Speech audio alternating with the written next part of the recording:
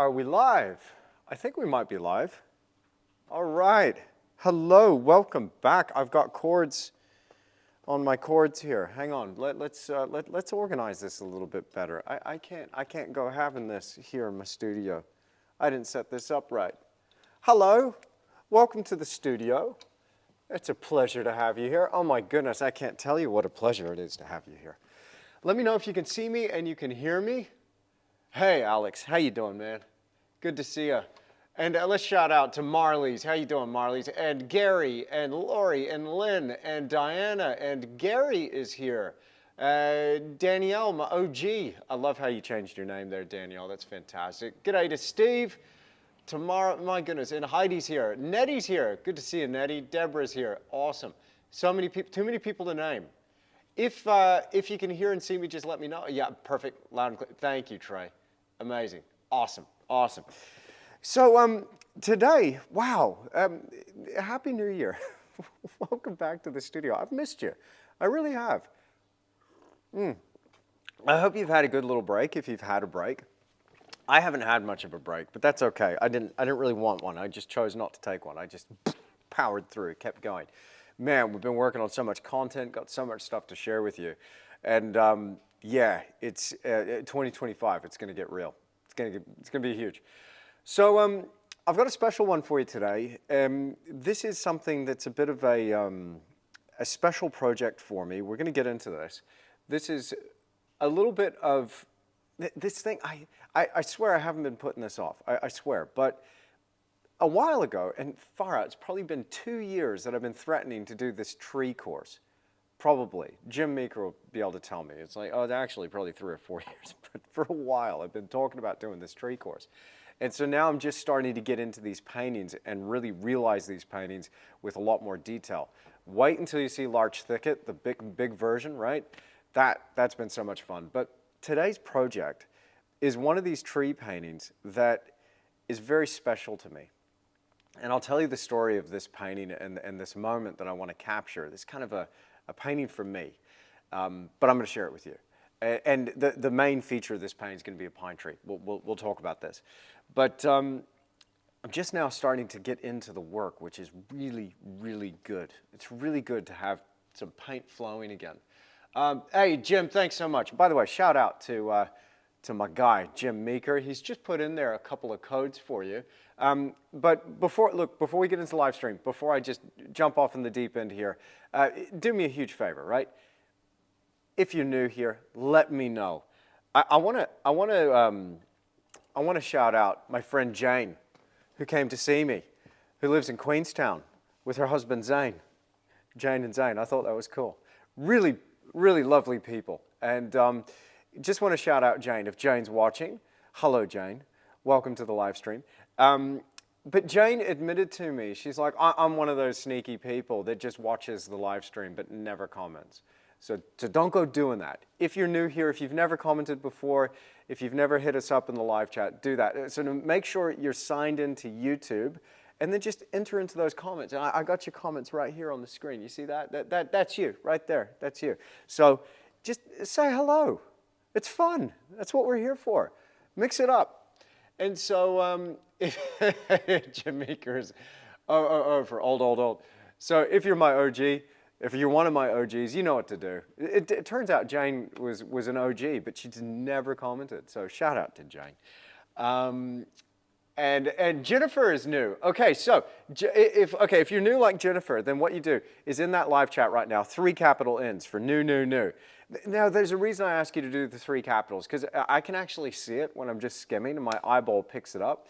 And you can also tag me like Kathy Dixon's just done. You see that little red square there around my name? You can tag me, and that way it'll stick out. Now, my goal here for each and every live stream, all right, my OGs know this, but my goal for each and every live stream is to answer your questions.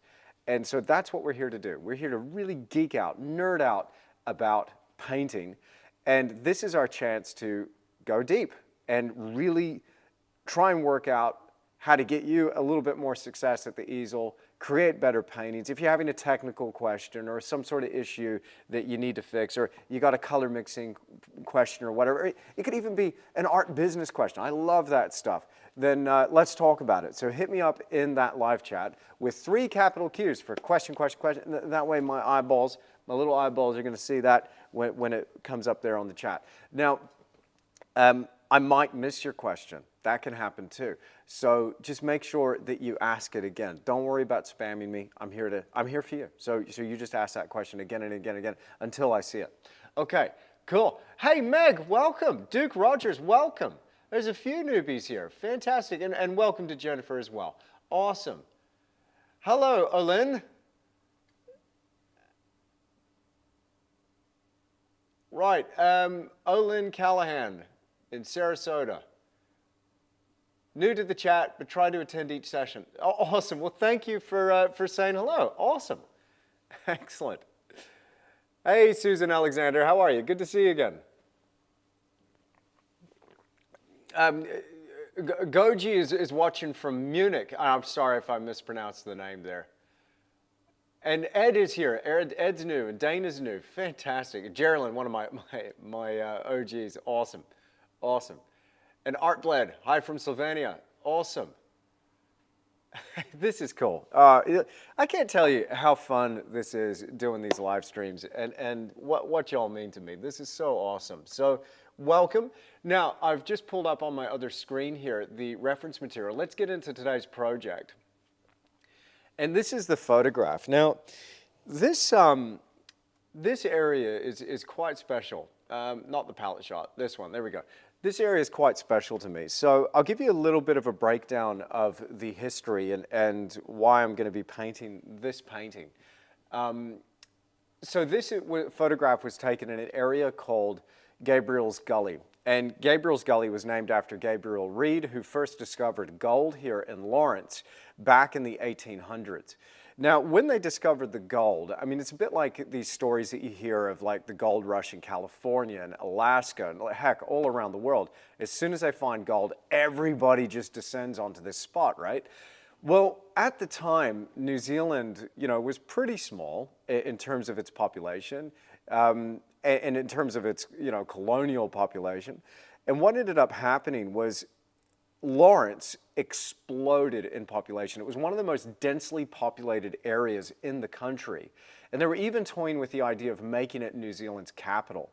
In its heyday, at its peak, it had a population of 11,000 people.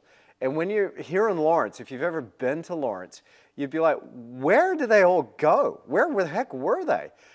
It was just incredible, the amount of, land clearing they did, mining they did. I mean, they turned this friggin' place inside out looking for that yellow stuff.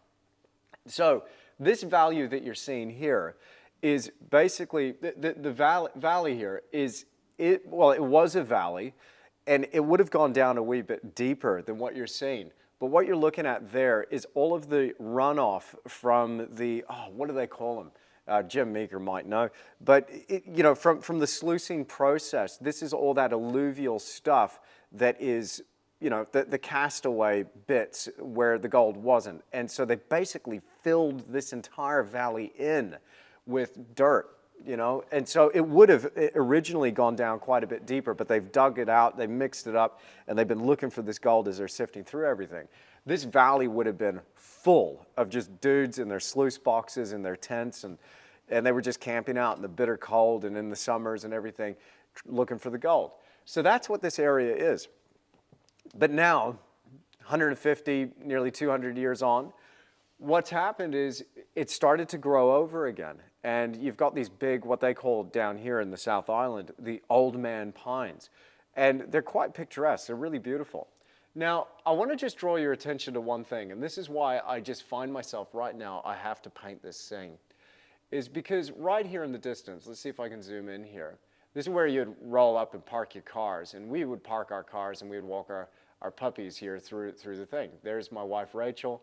This is our old puppy here, Jessie, she's no longer with us, and Horace back there in the background, he's no longer with us either. But it was a kind of a special memory, special time. And I was thinking, oh, look, I'd like to paint this one day. It's just an iPhone photograph. But this hill was covered with these beautiful, picturesque old man pines. Well, I drove down here the other day, and they've cleared it. They've completely cleared it. And I tell you, man, when I saw this, I tasted blood. I was just so angry and heartbroken. Look, I know people got to make money. I know it's a rural setting, but it's like, what was the point of clearing that hill? What the heck was the point of that? In one of the assets that Lawrence has for people to come and visit and see a beautiful, picturesque stuff, you're going to go and do that to a hill where people camp, where people come and enjoy the outdoors and enjoy the scenery? You're going to destroy that? Like, it just did not make any sense to me. And it's a bit like our Drosen Street, this painting of the autumn trees. You know, the council came through and just cut the trees down either side of the road, completely destroying the town. Like, in terms of, nobody's looking at things like an artist. I feel like every council should have artistic consultation. But anyway, herein lies a bit of an opportunity, I suppose, because I'm not the only one upset by this. And I swear this is not a commercial thing, because I'm going to put Rachel and the dogs in it. It's a painting for me. But I hope that people will be able to see this and go, wow, you know, it used to look really, really beautiful. So that's what I'm going to be painting here. There's a little bit of the backstory. And so why don't we just get into it? Let me show you the panel that I'm working with here. Let's go over here to the wide shot. Here we go. It's a something by something. So roughly we're 20 by 24, roughly, but it's a bit of an odd size because I've got an odd frame for this panel to go into. And just to give you an idea, this is a panel. I've given it a coat of imprimatura. I'm now rocking with the Mars Violet on the imprimatura, by the way. Not burnt umber or burnt sienna. Just for now, I'm just playing with Mars Violet. But here, it's a hard board, so that's plywood, primed on the back, braced all around the sides with a central brace. There's my trusty little wedge block to stick it onto the wall easel there. And so this here is going to be our painting. And I'll just pinch my cord in place there. So about 20 by 24, and the linen that I'm using here is a fine weave linen. It's a very, very fine weave. And it's the one that I use for most of my small panel work. And hopefully I can get a little bit of detail into this thing. I do enjoy that small weave linen. If you're wondering about the linen, again, you'll find a breakdown of this. For all my newbies, you'll find a breakdown of process, materials, and some techniques and exercises in the Oil Painting Fundamentals course. Check out the Fundamentals course. You won't be sorry. That thing there is just jam-packed with information, and I'm going to be adding more and more and more to it. Okay, so you'll hear a breakdown, but that is made by Bell Arty. It's called 40OP. That's the code that you're looking for. Okay, Tamara agrees with me. That's always a good start. Thank you, Tamara. At least somebody does. Is it lighter than we're seeing on the screen?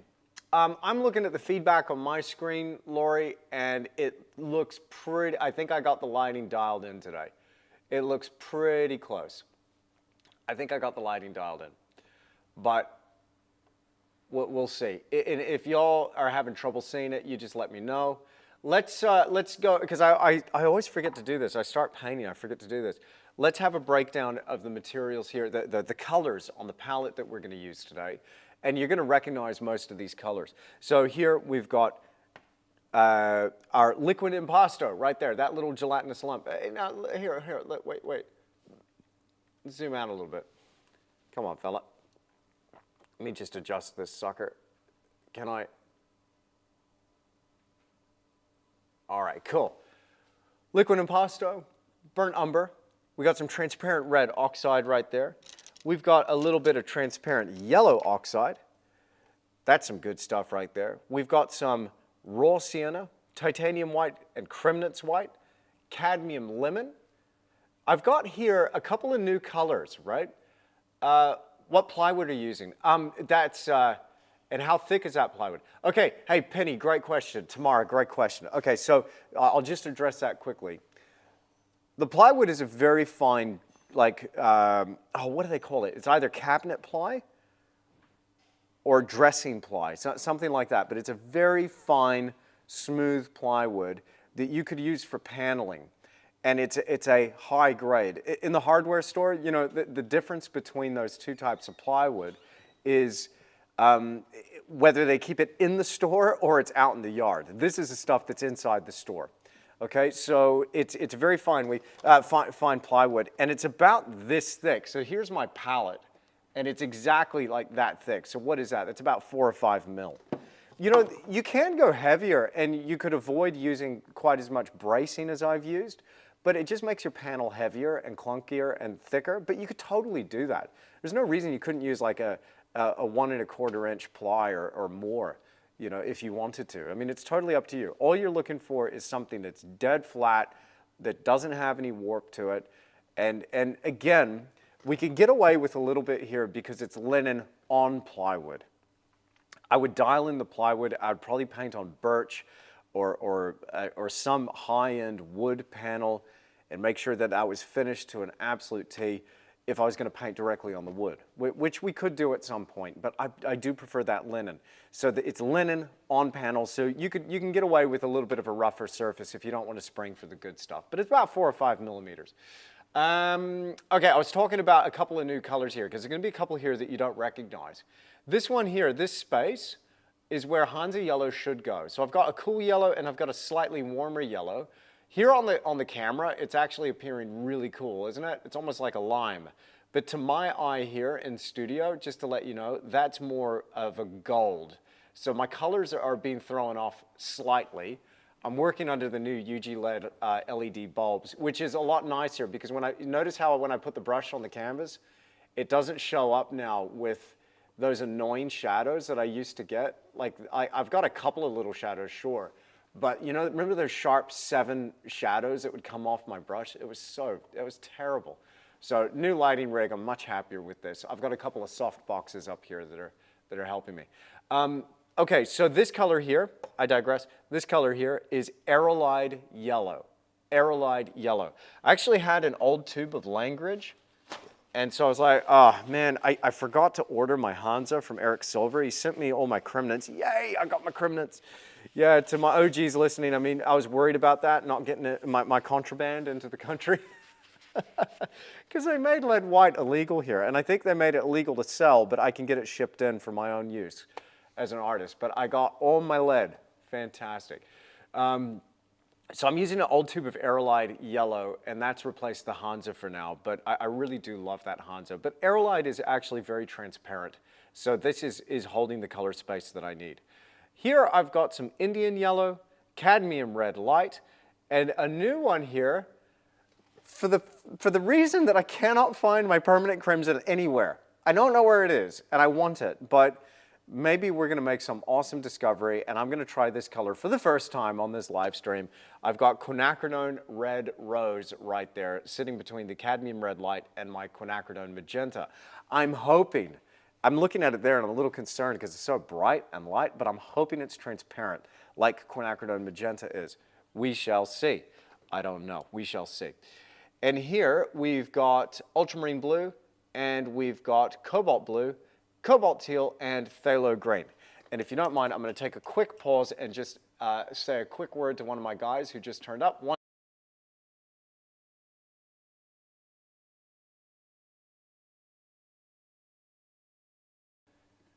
right, all good. We're back. Before I get too far, I'm going to get that bottle of water because I know with the amount of gas bagging I do, I'm going to have a coughing fit. Okay. So that's what I'm using. I'm using a little bit of Liquid Original. I can no longer get the lid on this bottle. Look at that. Isn't that's absolutely disgusting. Look at that. I can't get the lid on this thing. So I just place it on there and yeah, hope for the best. But this thing's on its last legs. Just the dregs are left and just nearly just fumes left in that can. Absolutely terrible. Isn't it terrible? Okay, so We're going to use a little bit of liquid original. That's what I got in the cup. And remember, I've got the liquid impasto. So we talk a little bit about the mediums. Always get questions about the mediums. Okay, we got some questions coming through. And again, if I missed your question from earlier, I'm glad I picked up Penny's question there. Lori, I got Lori's question. So here we go. Okay, so Jim, thank you for helping Gary there. That's awesome. From Balsam, hey, Happy New Year, Balsam. How are you? Do you ever like painting on just wood panels without linen? So I think I answered that one. I do prefer the linen. I do prefer the linen. Hey, Daniel, not so fast there, brother. You don't rush out and buy any more color, okay? Again, I'm using just an old tube that I had sitting there. I do like the Aerolite. I think Langridge did a pretty good job, but it's not quite my favorite. So I've just used a little bit of that quinacridone red rose, and I tell you what, man, when I mix that with the burnt umber, I can already tell tonally that value is really light. It's quite pink, maybe good for a portrait. Not so sure about the landscape. I'm going to see, because normally I like to use that burnt umber and permanent crimson for my SketchUp, right? So I'm going to go back to that quinacridone magenta. Now you can see there the basic composition. I'm going to be painting it pretty much as it is. Is it the best composition? Not really, but what I'm thinking I'm going to do is, let me get the reference out of the way if I can, and we will get that reference. I swear we will get that reference up there today. Jim Meeker, I promise. We'll get that reference on there today. I had people waiting a little bit too long for the reference from the last live stream. But what I'm thinking about this composition is that we're going to have some interest here in the tree. So like if I just do a little bit of an X here, I want a little bit of interest down here in the corner. And I want to provide another little anchor down here. And so basically I'm looking at forming some sort of triangle within my composition. If I'm able to direct people around to the interest in the tree, down to the figure walking in the foreground, down to something else here, I think I could actually have something that would tell the story, but create this nice cyclic flow. And we've got an opportunity for foreground, midground, background. And in those tiers, what I'm thinking about is with my foreground, this is where our grasses are going to go, all that beautiful texture catching the morning light. Again, let's just go back to the reference real quick here. Let's just go back to the reference. Have a look at this. I'll just get that out of the way. So when we're thinking about 1, 2, 3, and whenever you're painting a landscape, by the way, think about this. Think about your story, your narrative. We're going to be crafting this together right here on the live stream, but think about your story. And think about it in terms of a 1, a 2, and a 3. You know, a lot of stories they have like some sort of introduction into the scene, the scenario, the problem, the protagonist. Oh no, here's the protagonist, this is what they're facing, and what are they going to do about it? And then enter the guide, and blah, blah, blah, and you know, Joseph Campbell and all that good stuff. But our paintings are kind of similar in a way. There's a structure to it, and it can help tell the story within the painting, within just the one static image. You know, they say that a picture's worth 1,000 words, right? Well, let's help this situation a little bit. Let's help our viewers actually see a little bit more about this story. So here's what I'm thinking, right? You have foreground, midground, background, and I want them to travel from the foreground through those tiers of depth and back again, and forward and back and forward and back, and continue to go around and around and around. How the heck do we do this? Okay, so clear delineation between foreground, midground, background. We've got the figures, we've got the dogs, we've got that beautiful texture in the foreground. You can see that there in the photograph. We've got that beautiful midground with the tree, and that gives us the height in the composition that this painting's going to need. And then we've got that beautiful depth beyond. So we're going to play with this stuff. All right. All right, I use a crab cracker to open the dried tubes. That's not a bad idea, Trey. Okay, Marley's following the previous question, opposite situation. What do you do when you can't get the lid off a paint tube anymore? Okay, what was the previous question? What do you do when you can't get the lid off your paint tube anymore, no matter how much wiping or scraping you try? Roxanne, one thing you could do, it's a little bit messier and it's a little bit riskier, is you can trim with tin snips the bottom corner off the tube and go, all right, if you're not coming out that way, you're going out the other way. So, you know, it's a little bit messier, and then you can just fold it over on itself. There is something else that I have. I've got a few empty tubes for pre-mixing your paint and then putting it in an empty tube, crimping the end, and they've got lids on them. You can do that. So you can squeeze out all the tube that way by trimming the thing off and put it in a new empty tube. All right? They are available. I think you can find them online. Yeah, so there's always a way to get into that tube. New to the Academy. Hello, Eliana. Nice to meet you. My question is, have you painted with water mixable oils? Traditional oils give me headaches. Interesting. Okay, Eliana. I think what might be giving you the headache are the volatiles in solvents that you might be using in the process. And so you've associated the fumes and the headaches with the oil paint itself. Oil paint in and of itself is pretty inert. I mean, there's not a fume that comes off it. It's only two things, oil and pigment. Now, some companies put in a stabilizer. Normally, this is aluminum stearate. That's what Blue Ridge uses. That's giving you the buttery consistency and avoiding the separation of color out in the tube. Now, because Blue Ridge is a quality brand, they don't use quite as much filler or aluminum in that paint. It means that it can go, you know, it will separate a little bit, but it's got a beautiful consistency across their range. So, here's what I'd recommend.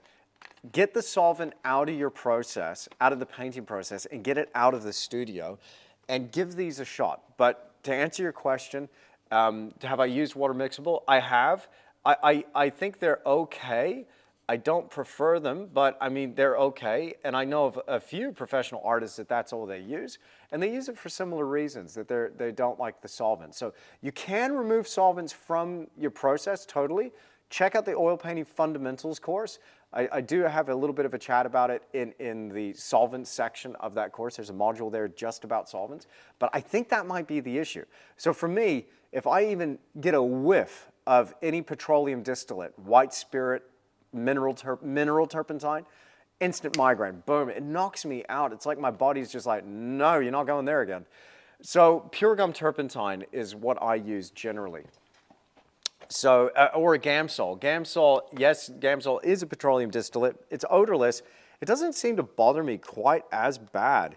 So I generally, if I'm having a hard time with it, I will do some mixing outside. And I'm just gonna get my cameras over to the other screen. Let me just adjust my camera. I need a volunteer today, please, if you don't mind. I need a volunteer, somebody to just tell me that I need to refresh the camera. So about every half an hour, I need to refresh this camera because I'm going to be recording this for the tutorial version, and so I can share this with you later. Is that okay? Can you just let me know that I need to record? Because I will forget. And so I'm just going to set up this camera now. Just bear with me. I got to format my card? Okay, I'll format my card then. At least I got full battery this time, but I might need to change this thing out. So yeah, just let me know, hey, make sure you're still recording. That way I can get it for later. I've been recording a few of these this way, and that actually helps to have this on file. There we go, recording, excellent. Okay, I got a question here from Lynn. Let's answer this while we sketch up our composition, and I'm gonna go back over here to my wide shot. Here we go.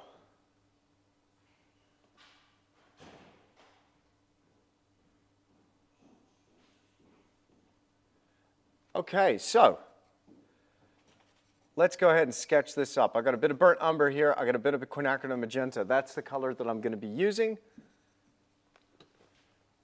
for my composition. And I just, first live stream back. There's always a hiccup, eh? I've got to get my reference up here. I was like, where the heck did I put my friggin' reference? I got my iPad here on the side. So let's go ahead and load this up. Now, I put it in a tree file, didn't I? It was an obscure little painting, a little photograph in a tree file. Is it under trees? No, go figure, it's not in the tree file. Oh, goodness. Am I just going to wing it by looking at the screen? I think I'm going to wing it by looking at the screen. I think that's what I'm going to have to do. Because I don't want to keep you here for 2 years while I'm looking for my dang picture. Everybody knows that Andrew is useless without his photograph, right?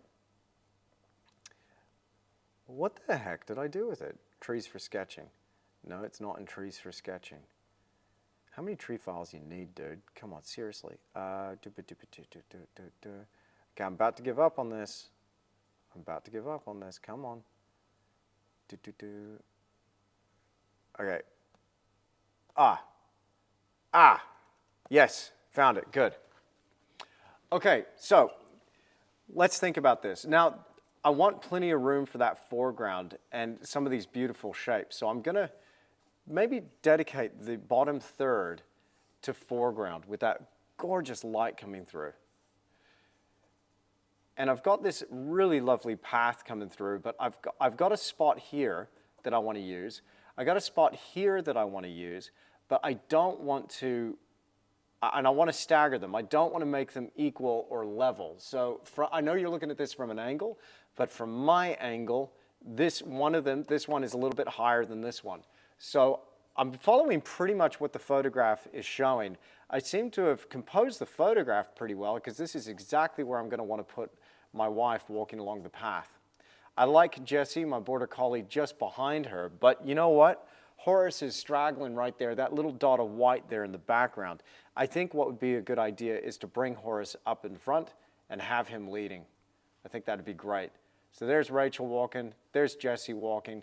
Now, something else, I'm not in this. Like, this is kind of, I want it to be maybe the story of us. So maybe, just maybe, we'll have Jessie here in front. There's Rachel, and I could be walking with her. Boom. Now we got a bit of a family portrait deal. So I'm basically just drawing in a tall, skinny rectangle where I'm going to go and where she's going to go. She's got her lovely hat on. I have no idea what I'm going to be looking like there, but I imagine it will be something incredibly buff. There we go.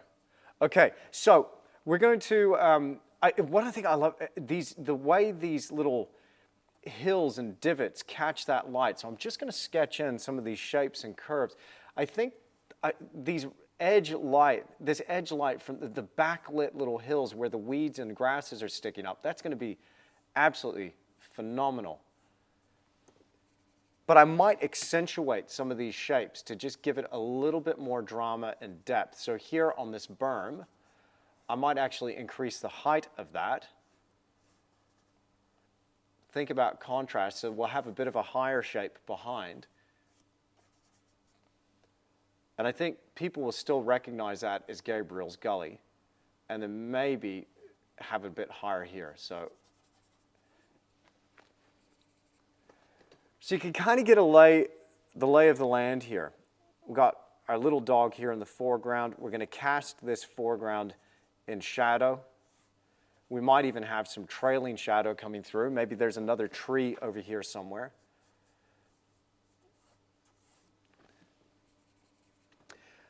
But that's pretty much enough for me to go on to sketch in this foreground. All right. QQQ, are you going to be doing critiques in the near future? I am, Ellen. I've got a critique that I have to get to this week because I promised somebody that I was going to be getting this critique done. I've been so caught up getting ready for this event that's happening this weekend, which is Art Business Mastery Live. Did y'all get the email? Your boy here is going to be on Eric Rhodes' event talking about art business. They gave me a 20-minute time slot to talk. Can you imagine me talking for 20 minutes? Like, that's like 2 minutes as far as I'm concerned. But anyway, I'm not complaining, far from it. I shot the talk once, right? It was 45 minutes long. I'm like, well, that's not going to do. That's just rude if I show up with 45 minutes. I shot it again. I got it down to 35 minutes. I shot it again. And wasn't quite there. The last edit that we put to them and said, I cannot get this down. I'm down to 25 minutes. I hope that's okay. And I just left it with them. They're like, fine, you're good. I'm like, phew. So I've been really busy getting ready for that. And this week, I think today we've got hopefully three modules we can get ready. I'm definitely going to be uploading one. The other two are just getting finished off. But I got 3 modules that we're uploading to the Creator Activator course. And that course, by the way, is all about art business. So I've been getting ready because I want people that are going to be watching that talk to have something that they could get their teeth into as soon as they jump onto the Academy. And y'all are going to get those videos straight away. So some of them are quite long. The one where I talk about, your personal story and I share with you in detail mine, that one's at about an hour and 20 minutes long. My editor, Joe, behind me is working on that one right now. And so it's been a big week so far. It's been a really big week getting ready for that. But I'm excited about it. So you can see here roughly where I'm putting in that tree. Let's get that palette shot out of here. Let's go to a little bit of a different angle here. I think we could do better than that. There we go. Okay, can you all see that? There we go.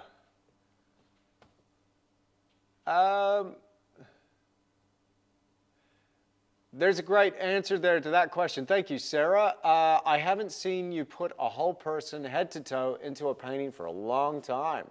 Are you going to do this more often from now on? Great question, Jens. I have no idea. I will be putting some full people head to toe in the other painting as well. I'll probably put myself and my wife in that one too. Because again, like there's something about, that memory, it's very strong for me, the just walking our dogs in these beautiful places. So I'm going to have that little bit of green grass there in the bottom of the valley. We got some more pine trees in the distance, more willows, and then we got that slope of the hill up here, and then the tree line coming down. And then that will be all the visual cues I need for people to go, oh, far out, that's Gabriel's Gully. What a shame. We got to do something to honor that memory. Those trees were growing. They were well over 100 years old, those trees. I don't get it, dude. I don't get it. Again, they need artistic consultation. That's what they need. A good clip around the ear, if you ask me. All right. Now,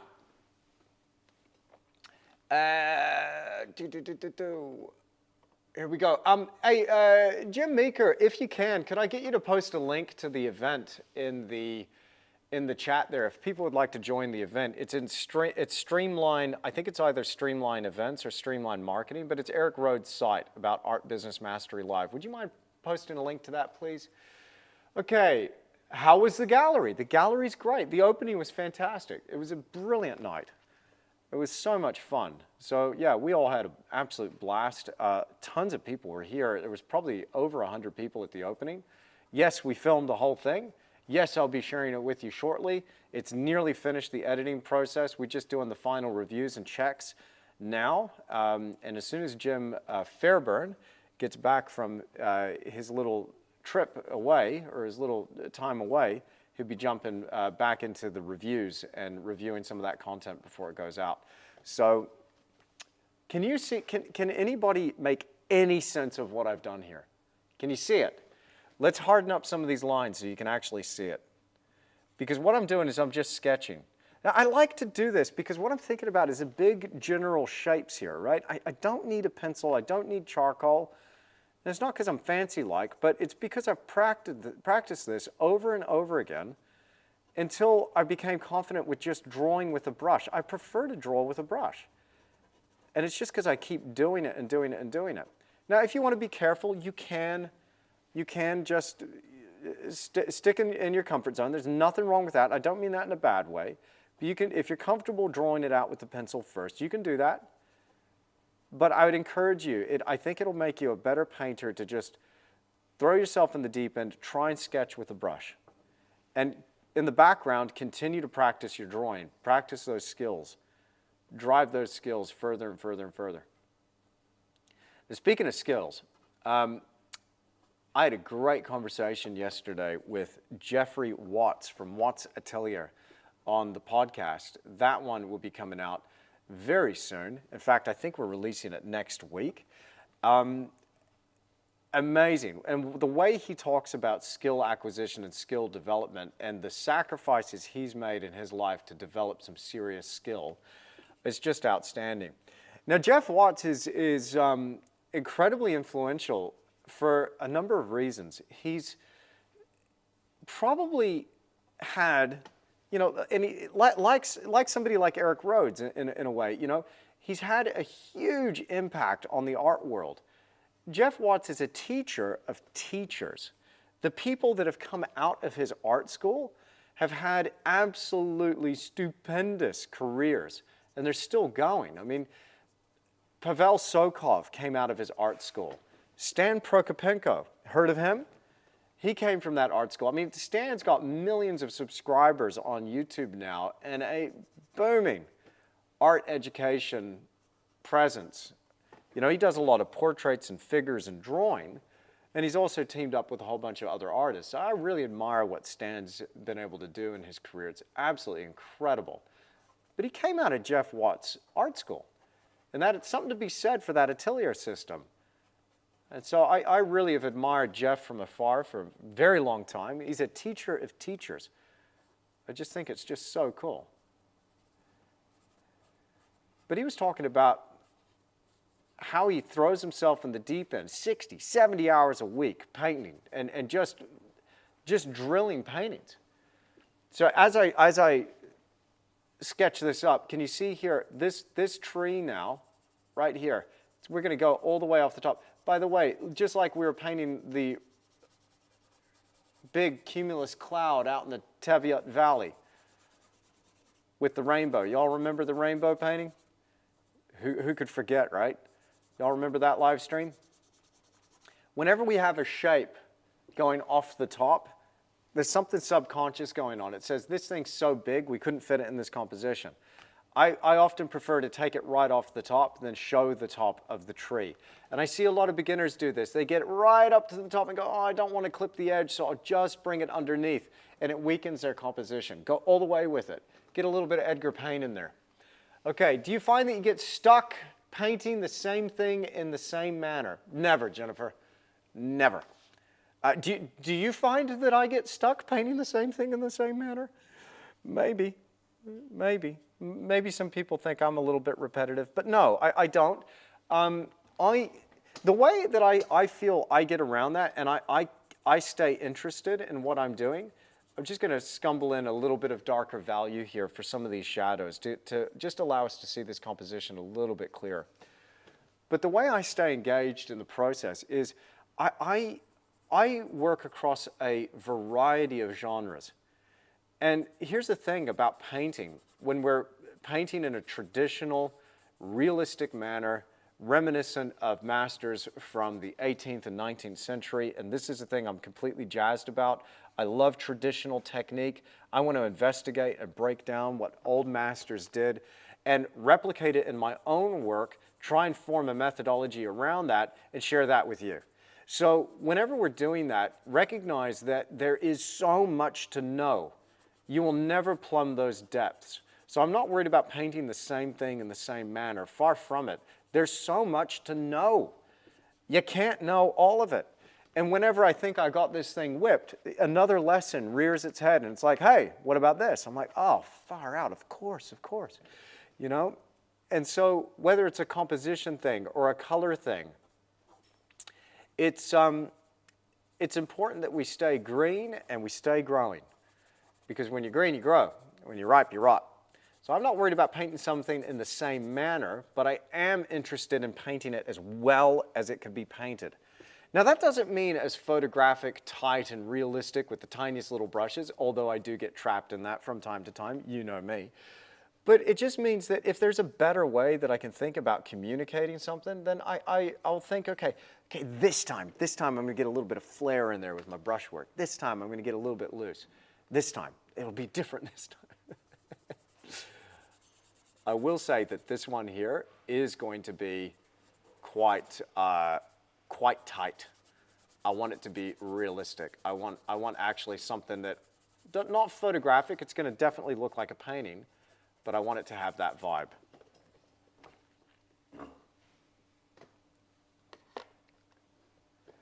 Okay. Let me just get a quick drink of water. I hope you're enjoying it so far.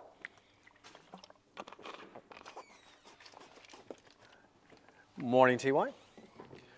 I got a comment here from Jay. I did Watts Online for 4 years before I leveled up to Tisch Academy. You leveled up to me? My goodness, Jay, thank you so much. I really appreciate that.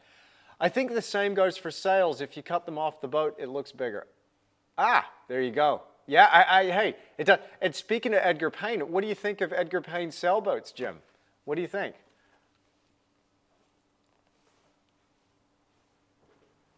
Yeah, no, I don't think that. I get stuck, and I really have to force myself to try new things, says Jennifer. Yeah, well, if you're finding yourself getting stuck, I mean, sometimes it's good to just try and work out, you know, where you can also dial things in and make changes, maybe in a controlled way, but maybe you've got a different MO, Jennifer, and that's okay. But I was talking about this in the video that I'm about to share with you, and this has to do with building your foundation as an artist. Now, I'll give you a little bit of heads up, but the video is over an hour long, but it's about that foundation made up of 3 things. And again, you're not going to have an online presence, you're not going to have an art business unless you have these 3 things, and you have to have all of them. Authenticity, quality, and productivity. Those are the 3 things. So, as I was talking about quality, this refers to not only the quality of the materials that you're using, but the quality of that final product. Right? And so I was talking about this concept that I'd learned from, you know, looking at the work of Tony Robbins. I used to be a real big-time Tony Robbins fanboy. I still am in a way. I mean, he's got some neat stuff to say. It's been helpful for me. But he had this acronym, maybe you know it if you're familiar with Tony Robbins, called CANI, Constant and Never-Ending Improvement. Now, that came, and he talks about this in the book, from a Japanese concept called Kaizen. And if I remember the chap's name, I think his name was Deming, and he went over to Japan, and this was post-war, and Japan's economy was on its knees, basically. And he was trying to get it boosted again, and they had him come on board as a bit of a consultant. And he was talking about if you can just find a way to implement improvements, incremental improvements in quality in your manufacturing, then you'll slowly pull Japan out of this depression that you find it in. And I think the guy's name was Deming, but you can correct me if I've got that wrong, if I'm misremembering that. But the Japanese concept is called Kaizen. And so Tony Robbins talks about this. And so I kind of talk about this and break it down about how I've used Kaizen within my process. So this helps it from getting stale for me, Jennifer, and anybody else who wants to know, is that I think about any little place that I can make that improvement. And so, again, back to Tony Robbins, constant and never-ending improvement. How do we do that? Well, I'm thinking about it in terms of methodology. Is there more work I could do with my underpainting? Can I change the color out with my imprimatura? Can I change the surface that I'm working on? Like just micro adjustments. And then I track and reflect and take note, evaluate, write this down. I treat it like a science. And I take notice of what's working and what's not working. Where have you heard that before, by the way? All right, what's working and what's not working? And what if I just made this adjustment here? Track and reflect, track and reflect. So this is something that has really helped me dial in my process, but at the same time, I'm not ever bored with it, you know? And so rather than reinvent my entire process, I get to a point where it's like, no, you know what? I'm just going to change this one thing. I'm going to try this new thing. And I'm continually innovating and trying new things. For me, you know, I'm not saying I'm revolutionary. I'm not about to go tape a banana to this thing. But what I'm saying is I don't have to reinvent it each time. Does that make sense? All right, let me know. Yeah. Anyway, love Edgar Payne's sailboats, says Jim Meeker. And Deborah Hughes' sailboats, awesome, but I struggle with Impressionism. Yeah. What's an acromegaly? I've never heard that, Thomas Janos. That's interesting. Interesting. That doesn't sound good, though. It doesn't sound like a nice word. I have to look that one up. You'll have to define that one for me, Thomas. It's really a style, I think. Yours is very recognizable. Well, thank you, Diane. Totally agree, Andrew. I'm finding that some repetition is improving my work. Fantastic. Hey, QQQ, Santa gave me a drone that filmed in 4K. Very good. Do you recommend taking a screenshot of the video for references other than taking photos? Hey, Dan, I've got a painting that I'm working on that is a screenshot that we talked about in that design phase, idea development. Do you remember that live stream from a while ago? Idea development. Maybe I could get Jim Meeker, maybe, Jim, if you don't mind, to post a link to that. Do you remember the one where I was showing like the video, the drone video? So if you're shooting in 4K, yeah, take a still and use that for reference. Yeah, dude, use whatever you want for reference. I'm just going to say it. Not a fan of AI. If you're going to use AI to generate reference material, there is a chance that we can't be buddies. I'm just going to say it. All right, no, we'll still be buddies. I'll still hang out with you, but I'm going to tease you about using AI. Don't go using robots now. Do this stuff yourself. It's like you ordering just the juiciest hamburger ever, and you're really looking forward to eating this, and then you just hand it to somebody else to eat and say, "Wow, you enjoy that. I'm just going to watch you." Why would you get somebody else to eat your lunch for you? That doesn't make any sense, dude. But not that you're doing that, Daniel. I know you. It's all good. Okay. Now, here's my composition. I'm pretty happy with it. I think it's going to be nice. What I'm going to do here is just firm up where this little turd right here is going to go. This is my little Bichon Frise Horace. He was part of the deal when I met my wife. He just was part of the deal. It's like, yeah, you get me, you get my dog too. I'm like, okay, deal. He was such a lovely boy. And our border collie, which we adopted, she was 7 when we adopted her. She's going to go right here, and we're just walking down the trail. I think that perspective will work. Lovely. And I don't mind that it's right under that tree. I think I might have just clipped it. That's okay. I might put a bit of a lean on that tree and get a bit of character in here. That's going to be important. We don't want any trees that are straight up and down. So whatever it's already doing, I'm going to make it a little more accentuated. Treat those trees like a bit of a character. Get some lean in there. Get some interest in there.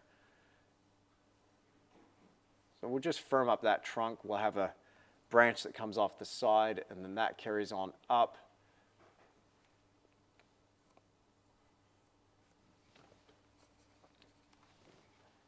Yeah, that's going to work. Oh man, I can't believe how quick this art tour is coming up. We got the plein air art tour happening at the end of this month. I'll be picking up my first round of guests and Tisch Academy members from the airport January 29th. Who's coming on that tour? Man, I can't wait, but it's already here. I'm like, what the heck, man? Can't believe it.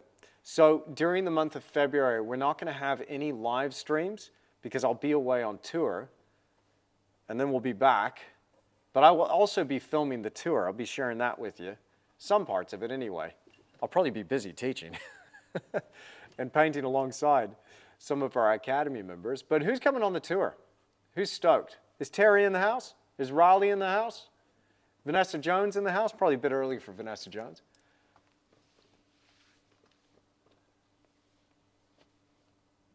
QQQ. Oh, by the way, James Ito. So did I get the word right? Is it Kaizen? You can school me on that one. Your profile there, your handle reads a half Japanese guy. Cool. Painting over my first layer gets a little muddy. Is there a way to avoid that, or just let it dry a little longer? Any tips on the top of a wet layer?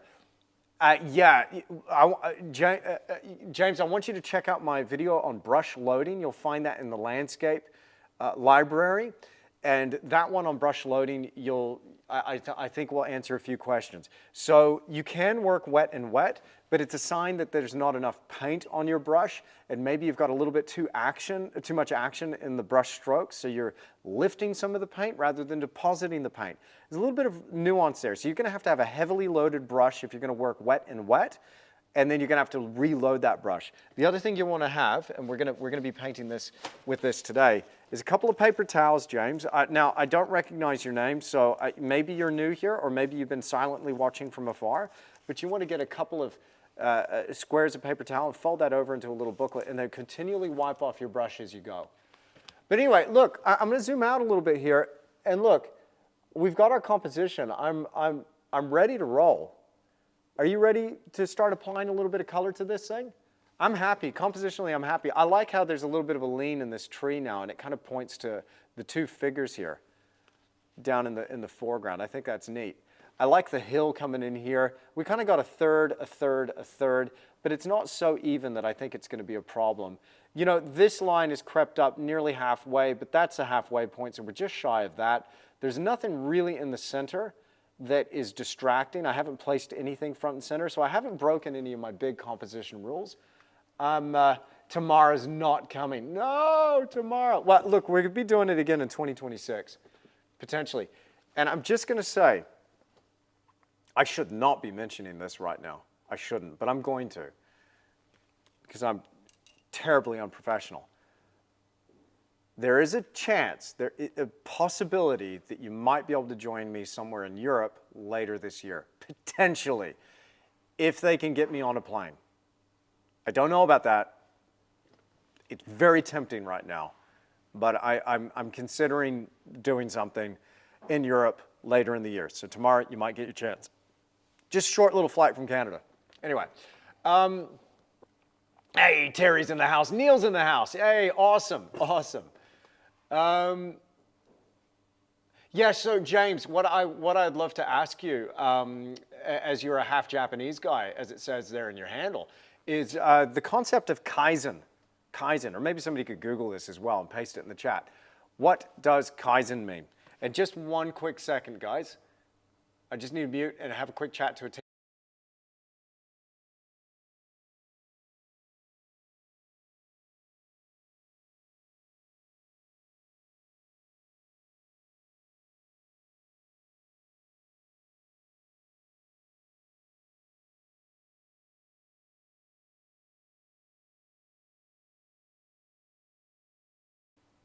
Okay, I'm back. Where in Europe? I'm not saying anything else, Virginia. I shouldn't have even mentioned it. I said there's a chance, but I'm not saying anything else because I don't know yet. I pretty much got all of Europe available to me. I'm taking over. Okay, so let's start mixing some of this color. I'm going to get a little bit of Liquid Original on this 1/2 inch, no, 5/8 of an inch, over 1/2 inch, bristle dagger brush. We're going to get straight into the lead white, straight into the titanium white. I'm not even showing you the palette shot. What the heck is going on, mate? There we go. Now, we'll move this over. So this is where we're starting. Now, y'all remind me now about the cameras, okay? Make sure I'm recording.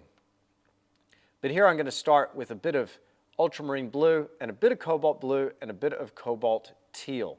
Now, what I'm going to do is, you'll notice in that reference material that there's a bit of a gradient going from a bluer sky on this side towards the light where it's picking up some of this wintry misty haze in the atmosphere. So we'll come along here and I'm just going to start flicking in some of this blue color. And I'm working relatively thick, but there's something about this dagger where it's heavily laden with paint. We've got it really loaded up. By the way, we've got our hill line traveling through here, so I'm not going to get the sky color any further down. Look at how that blue color, by the way, reacts against that Mars violet. Isn't that something? Isn't that nice? I love the resonance there. We're going to use that resonance to our advantage. We might even have a little bit of our imprimatura coming through. Very nice. Imprimatura, first color. So this is what we apply to the surface before we apply our first strokes. It is completely dry by the time I'm applying this first layer of paint.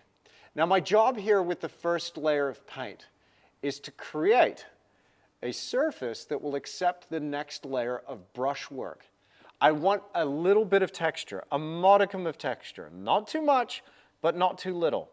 That next layer of brushwork is going to hang off of this like a scaffold, like a structure, like a framework.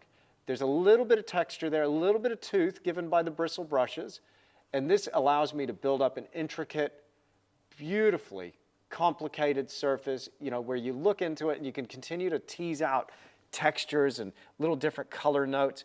And it actually ends up making it look a bit more realistic, in my opinion, rather than just a flat blended color. So I'm actually pretty loose and chunky here. I don't want egregious texture, but just a light amount of texture. And look at that, like a couple of minutes flat. Look how quickly you can actually block in something with these dang dagger brushes. Aren't they something? I know, there's something else, right? I should really design a logo where I've got like the brush, this Tish dagger is like gonna be my Nike swoosh. I can already see it now on a baseball cap. It's gotta happen. It's gotta happen.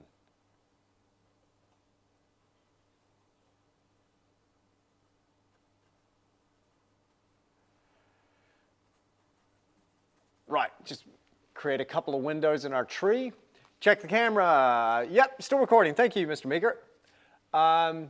Such a beautiful sky. Thank you. Yes, so James, so if you're going for a sky blue, again, I refer to this in a lot of the tutorials as one-dimensional, and so, or one-directional, But if you're just using one color and you're white, there's something really lacking about that. There's no depth or dimension to that color. I have to tease out different color notes.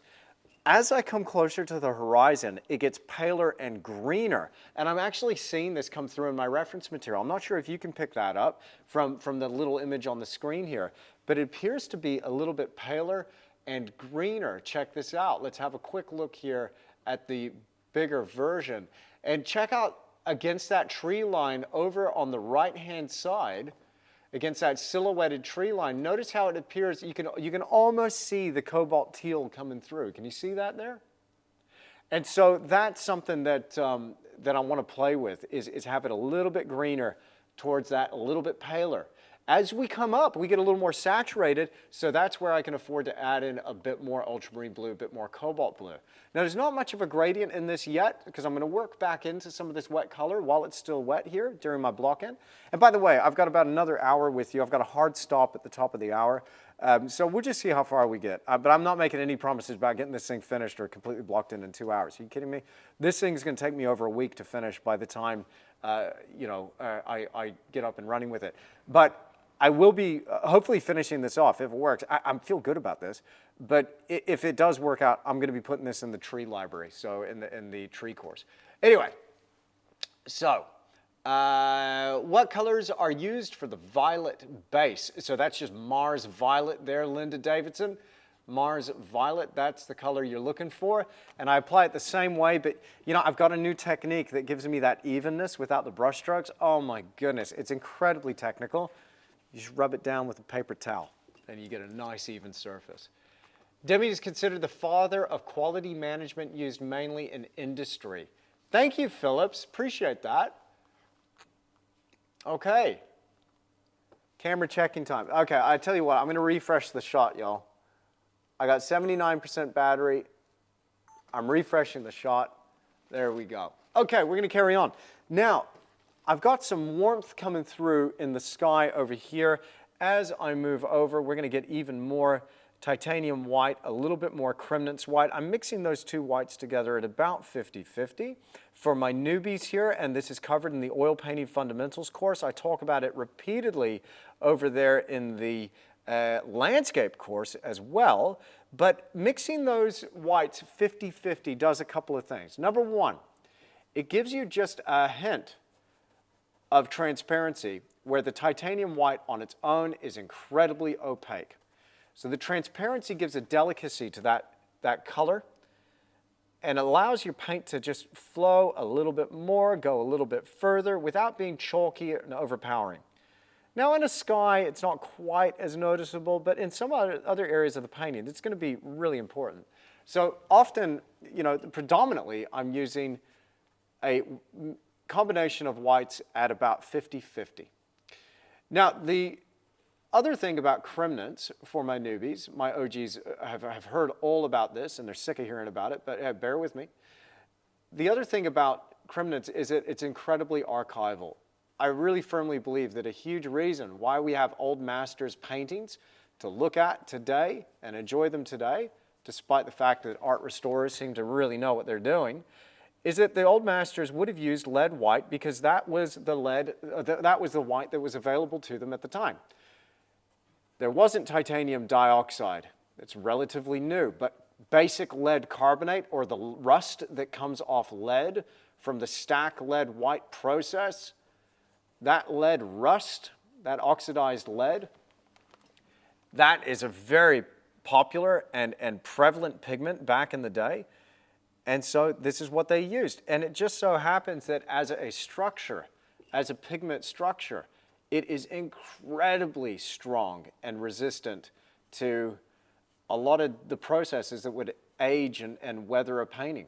Now, of course, some of them crack and they do all sorts of good stuff. But that lead white, that is the most archival pigment you could use. And as soon as I started to get my head around this concept, I'm like, that's it, dude. I'm just using lead white. That's me. I'm using lead white.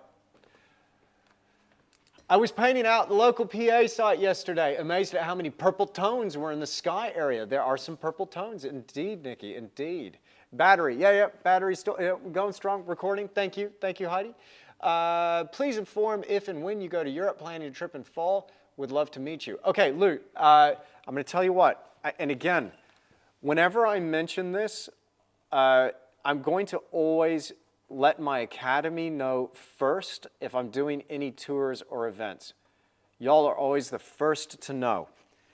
So when you hear an announcement or you get an email through the academy, you'll be the first to know. I'll always give you first dibs. I did with the art tour, and I left it open, I think for about a week, maybe 2 weeks. I can't remember exactly how long it was. Terry got in, Neil got in. Vanessa Jones got in, a lot of others went in, and I just kept saying, okay, I'm about to announce it to my email list. I'm telling you right now, I'm announcing it to my email list. Get in quick. And when I announced it to my email list, it was less than 24 hours and the whole thing booked up. It just went. So I'm not saying that as a brag, far from it. I mean, I feel blessed to have the following that I have now, and I do not take it for granted, trust me. But I'm just saying that because if you're thinking about joining me in the future for our 2026 round of New Zealand art tours, if you're thinking about joining, we're going to announce some dates shortly after this tour is finished. Don't hesitate, jump right on that stuff. Jump right on it, man. Okay, what I'm thinking here, you look at that reference material. Let's bring it back up on the screen. Okay, so look at this reference. You notice how there's a slightly burned out sky here. It's kind of cool. Over on the right-hand side, but I don't want to have the lightest value in that corner. It kind of reminds me of the kindergarten, putting the sun up in the corner and it's shining and it's got a little smiley face and its rays are coming down. What I'm going to do is actually hide that with a cloud shadow. And speaking of violets, you know, that's a good idea. Let's get a little bit of that quinacridone red rose. Let's play with this. Quinacridone red rose, a little bit of ultramarine blue. That's a nice violet. And I want to have a cloud that's passing through. Now, that's happening in the sky over there. It's not affecting the light in this scenario here that we can see. The shadow from this cloud is going to be cast beyond those hills, well beyond those hills. That name does ring a bell, Heidi. Although I cannot picture her work right now, but thank you for the name. I will look her up. Some of her work reminds me of Bouguereau. Fantastic. Oh, I love Bouguereau.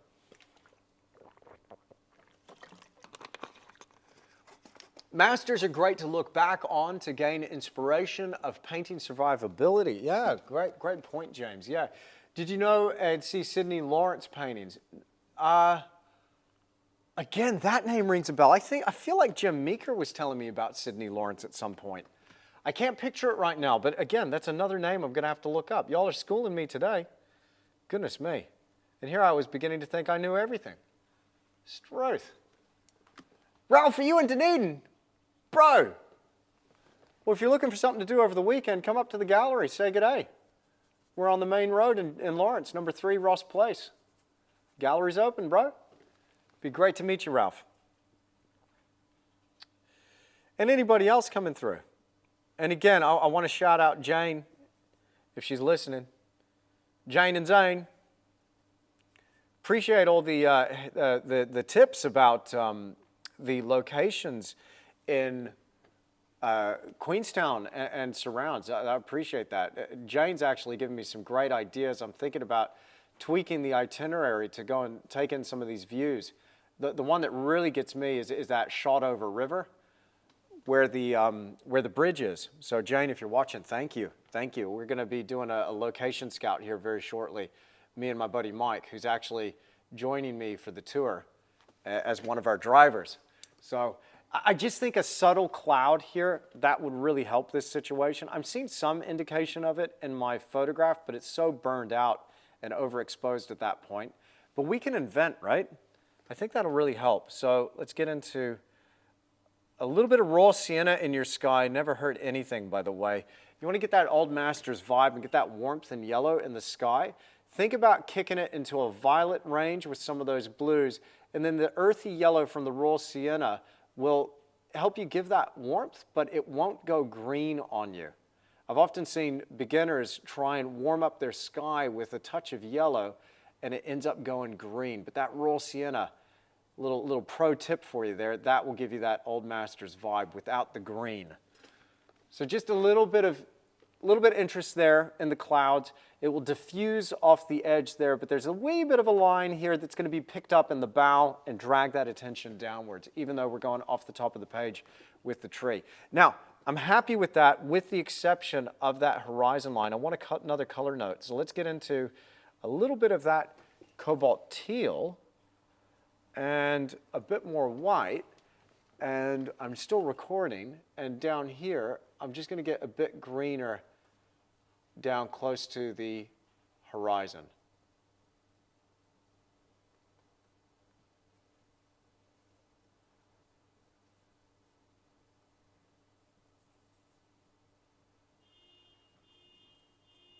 And somebody's car alarm's going off in the background.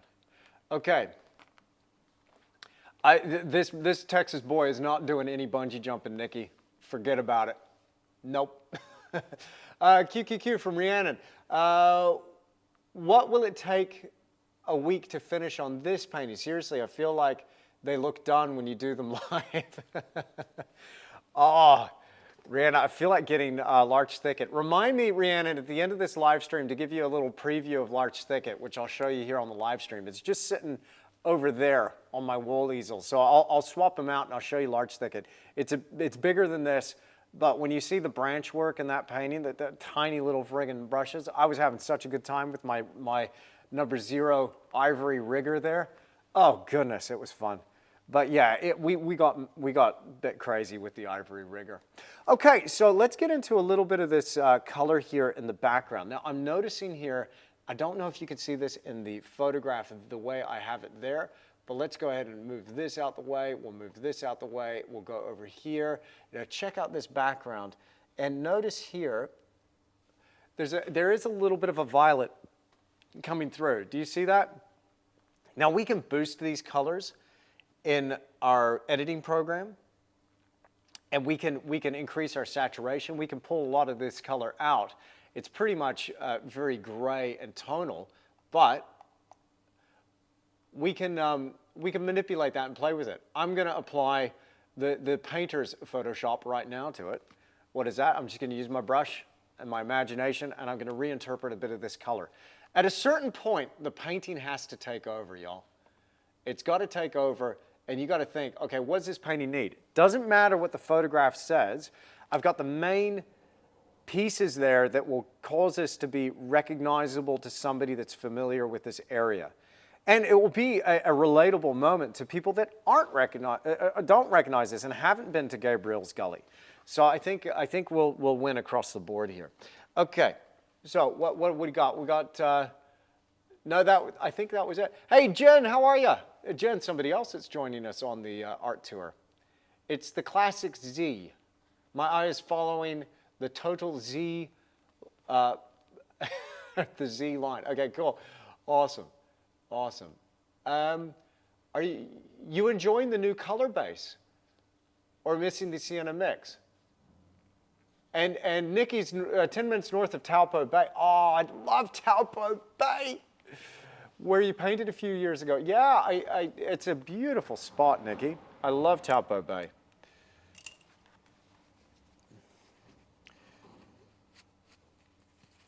That's an amazing, amazing area.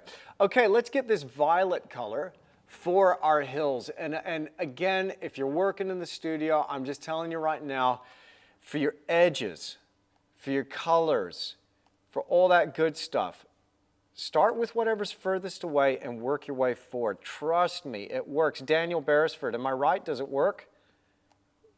Daniel will vouch for me. If no one else will, Daniel will. I think he's got that working now. That's roughly the color, but you know what? I'm wishful thinking here because I don't have any white, and I gotta have some white. So let me don the pair of nitrile gloves, and let's get into that white. Gotta have it. Okay, so, by the way, I use gloves always to decant my tubes. I don't like to get the paint on my fingers. I don't like it.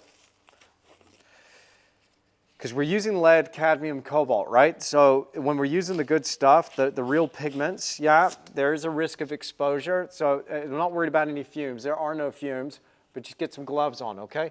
So let's get out a little more titanium white. Always use a ton of this stuff in the block end. Just with one sky blocked in, that's how much paint I've used. So I've used about 4 cc's of paint. What's a cc? A cubic centimeter. So I've used about 4 of those in total. There's 2 cc's right there of titanium. Can you all see that, or is that just too overexposed? Let's go to the ISO. Can I turn it down? Down? That's about as low as it will go. I hope that's okay. Anyway. Okay. Krimnitz white, let's get another 2 cc's out. Now, I don't know if you can see that. There you go. If I shade it out, you can see about the volume of white that I'm using there. I'm right on the other colors for now. All right. I might just rock with one glove on, Jackson style. But if I have a little bit of ultramarine blue and cobalt blue and a bit of quinacridone magenta, that's going to make me a really nice violet. Y'all see that? I really love that violet. So that's going to be nice and atmospheric there. But we're going to want to just kick it up a notch tonally. Always go lighter in your blocking than what you think you need tonally. You can always darken it later in the next layer. But here, as long as, and I know I'm way off with the color, but as long as I have a value that is slightly deeper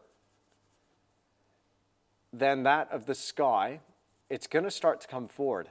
So I'm going to take whatever indication I'm seeing in my photograph. If I see violet, dude, I'm cranking that violet nearly to 11. When I say 11, y'all seen Wayne's World, right? So we're not going all the way with the violet. I'll knock the edge off the saturation with a little bit of burnt umber. When I say saturation, what I'm referring to is the intensity of chroma, how strong that color is. Knock the edge off with a bit of burnt umber. And so here, I'm thinking that a bit of burnt umber, a little bit of cobalt teal, that'll give me some coordination, that teal with the sky. But that is roughly the value that I'm looking for.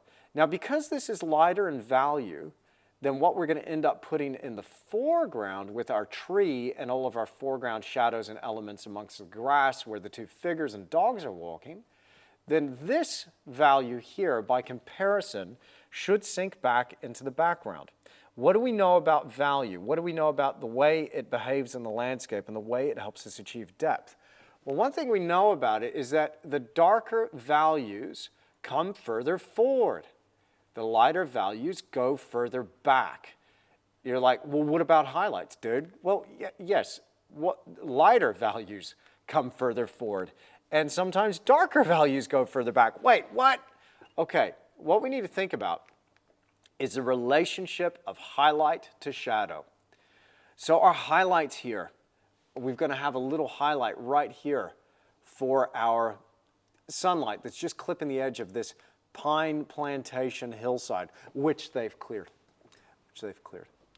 Not happy about that. Anyway, get over it, Tish. Okay, we're back. This little bit of highlight, the value of that highlight is going to be much, much duller. So I'm going to lower the value of that highlight. It's going to be duller than what's going on here in the foreground. The value of the shadow here is going to be lighter than what it is here in the foreground. So what's happening here? Think about it this way. think about a range. So we've got our highest values at the top, our lowest values at the bottom, and out here in the distance, our value range is compressed towards the middle. But as we come forward, it starts to expand that range. Our lighter values get lighter, our darker values get darker. All right, you'll see this as we come forward. Make sense? Zinc does crack. Don't use zinc. Hey, Ralph. Okay, hi, Andrew. Heidi doesn't like zinc white. What do you think? I don't like zinc white either. I can't stand zinc white. Party on, Garth. Yeah, absolutely, man. Don't get him started on saying it's a Marley's warning you, Ralph. Last time they got Tish started on zinc white, he wouldn't shut up for 2 weeks. All right, please don't start him on zinc, please, or abstract art. Don't do it. He's got a few triggers. Just keep him in his box. Keep everyone happy. We're all having a nice time. You mentioned zinc. He turns bright green. He doubles in size, and you start smashing the place up. Like, just don't do it. Ralph, don't do it. Right. For my newbies, I don't use zinc. I know, here we go. I don't use zinc white. Zinc is trash. It is not archival. Zinc is a color that forms, it causes disadhesion in your layers. This can lead to cracking, or it can lead to this effect called delamination. This is where your paintings peel apart like you're peeling off a sticker. Dude, I kid you not, it is freaky to watch this happen. So don't use zinc, please don't use zinc, not archival at all. Now, there's a lot of companies that when they discovered this, they're just like, and this has been known about for a long time, but a lot of companies have dropped it from their lines. Some companies still use it and put it in there. It must be cheap or something, but they put it in there. So they'll come up with a mixing white, Flemish white, a this white, a that white, whatever. So if you're going to use zinc, you might as well just throw your paintings in the trash now. No, not really, not really, not really. I'm a little bit bitter about it. I'm not happy about it. I discovered this way too late. Now look, I got a portrait that I painted, and I put this up on YouTube, and I talked about how I used zinc white.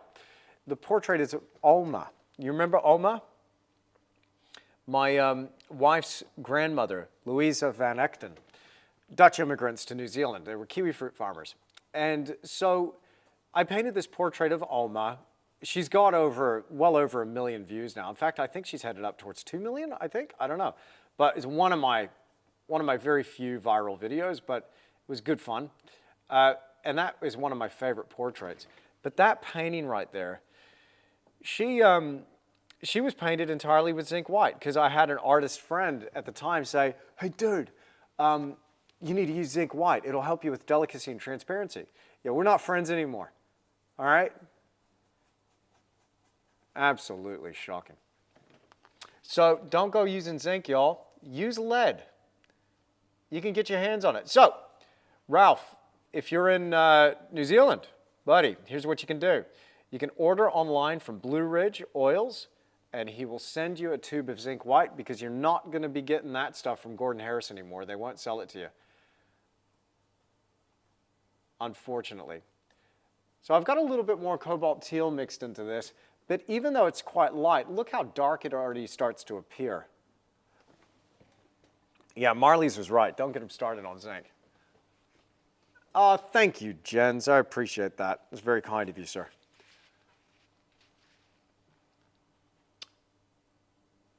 Thank you, Diane. Appreciate that. Yeah, warm white from gambling has zinc. Yeah, but here's the thing. So, Balsam, here's the deal. The painting on of Alma is hanging in the gallery now. And it's part of my collection, so it's just one of those pieces that I have as a display piece. I tried giving it to my mother-in-law, and she was like, I love the painting, it's beautiful, but I can't live with it right now, because, you know, Alma recently passed, and it was, well, 2019 she passed, but it's just too soon for my mother-in-law, which is totally understandable. But it's out there in the gallery for people to enjoy. So I'm not seeing any visible signs of aging at all to that painting, or any signs of cracking. I'm watching it very closely. And I'm concerned about this because, you know, I'm talking about quality. So, you know, I've just made a video on your foundation as an artist, authenticity, quality, and productivity, and some techniques and tips for how to improve in all of those areas. So I really am concerned about the archival nature of my work. It's important. It's important. Okay, I'm going to swap to the close view. Let's go. Let's get a little closer here. Well, that's not any closer. Let's go over here. Info. Okay. Now you can kind of get a sense of my brushwork here.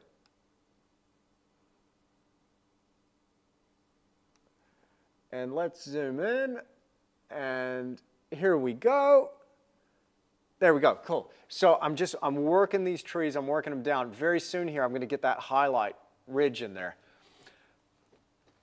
Lead is banned in Europe, but Raphael, I think he'll be able to ship it to you, okay? I saw some dude recommending PW18 chalk with stand oil, 15% titanium as a replacement. Ugh, I don't know, Raphael, I'm not sure.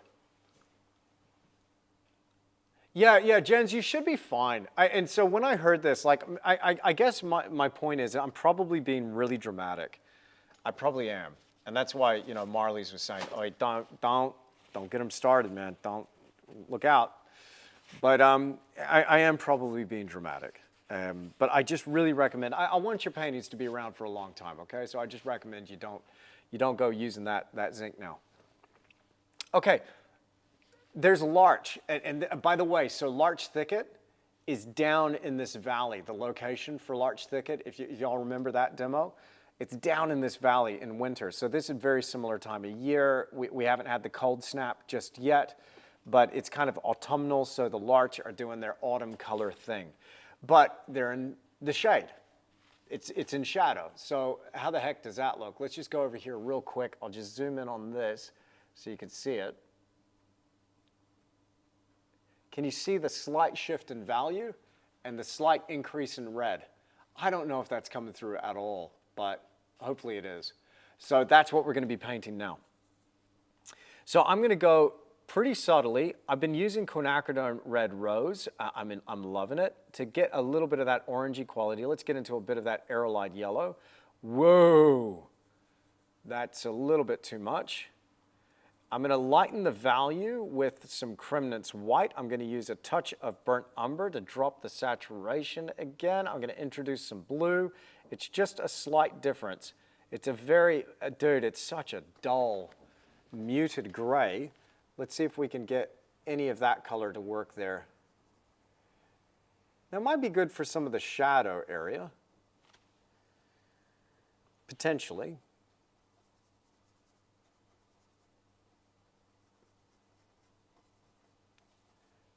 So I'm going a little bit slower today, I know that, but I'm going to take my time with this because I got a good feeling about this painting. Sometimes I'll admit the paintings don't always make it from these live streams. What I mean is sometimes I'll be looking at it going, not sure about that one. Don't think that has legs. I might recycle it. It just happens from time to time. I'm allowed to be a little bit temperamental and flaky. I'm an artist. But this one I got a good feeling about. So we won't get all the way through the block end, but hopefully you're picking up a few pointers as we go. And for my OGs, you know, a bit of that repetition there helps just drive this in place mentally, and we can start to establish that pattern. And hopefully it's giving you some of that structure and that framework to apply to the next painting. So it's just a slight shift in value. Now to my eye, the camera's bugging out here, but to my eye that's slightly lighter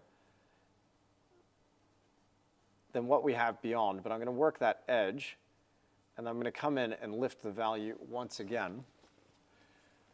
All right. Wipe the brush off. Let's get a little bit more Cremnitz white, a little bit more of that quinacridone red rose. A little bit of the aerolite. That yellow is too strong. I'm going to go over to the raw sienna. Yeah, that's the color space.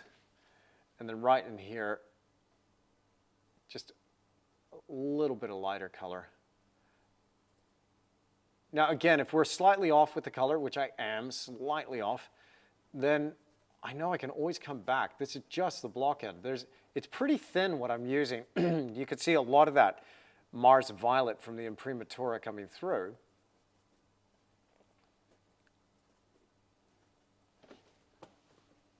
I want a little bit of structure there for the tree line though, so I might include just a slight faint shadow.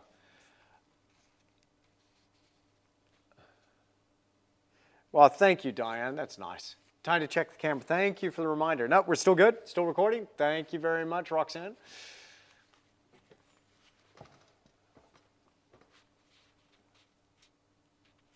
Yeah, you know, Marlise, and I just want to second that. I appreciate that comment. What I'm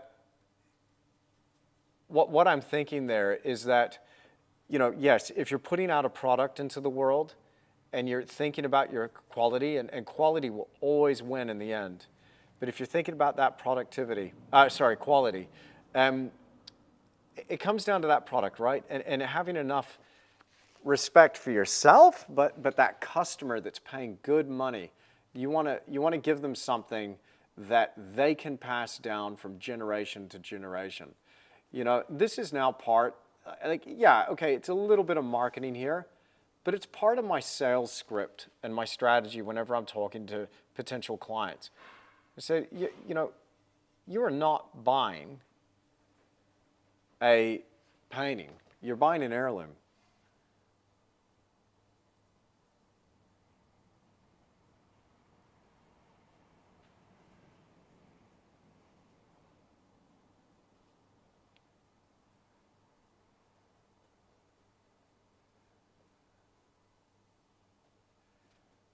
All right. Now, one of the reasons I got a hard stop today on this painting project is because the gallery is going to be opening pretty close to 10 a.m.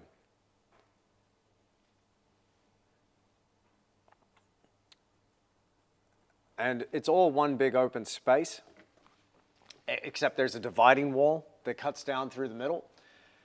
And and so I'm here working in the background while people are coming through.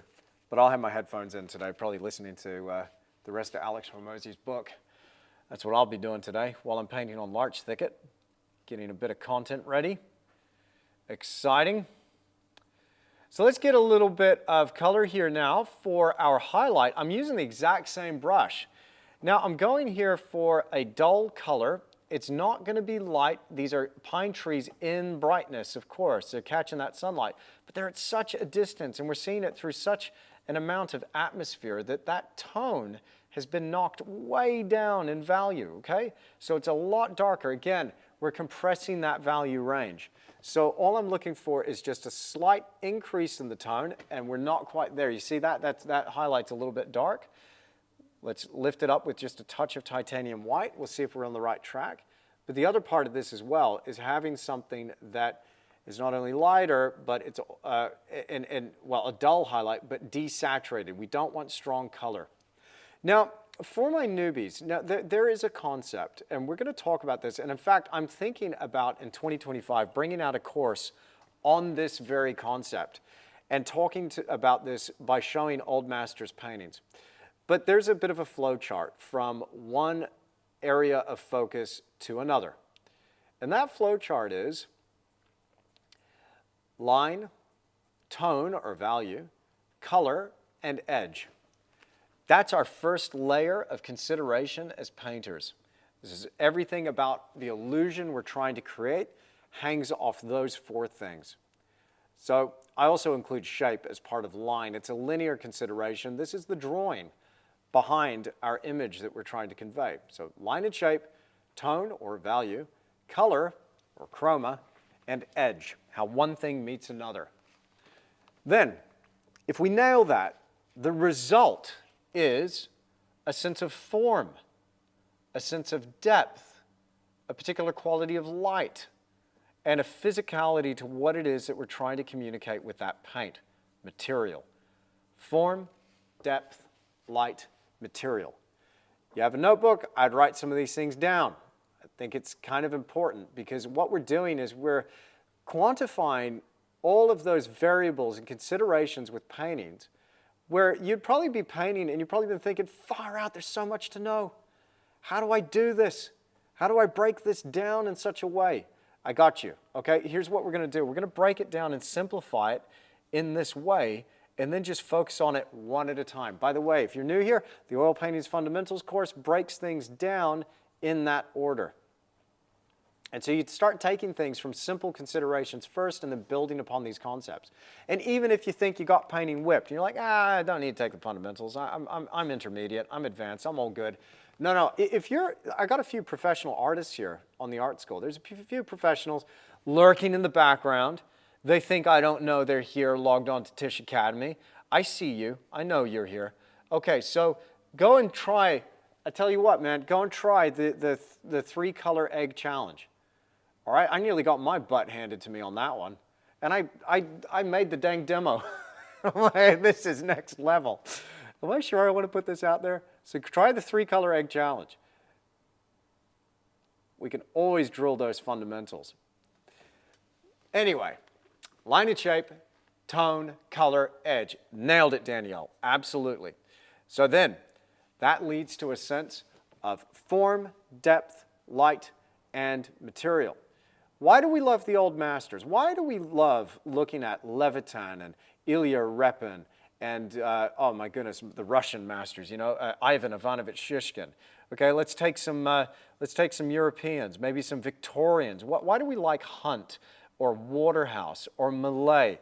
Why do we like Jules Bastien Lepage? Why do we like Albert Bierstadt? Because they were able to achieve this sense of form, depth, light, and material. But what did they have to master to achieve that? They had to master line and shape. These artists, these masters, they could draw. Lucy Kemp Welch, she could frickin' draw, dude. I tell you what, she could draw.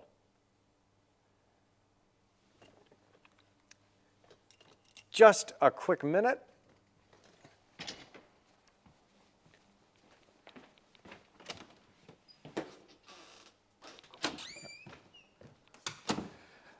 Right. I'm happy with that broken line. Let's take a step back and just have a quick look. Okay, so they nailed all that stuff, and so that gave them a convincing sense of form, depth, light, and material. But then there's a third list, which is that intangible quality which pushes our craft, our skill, into a zone that makes it art.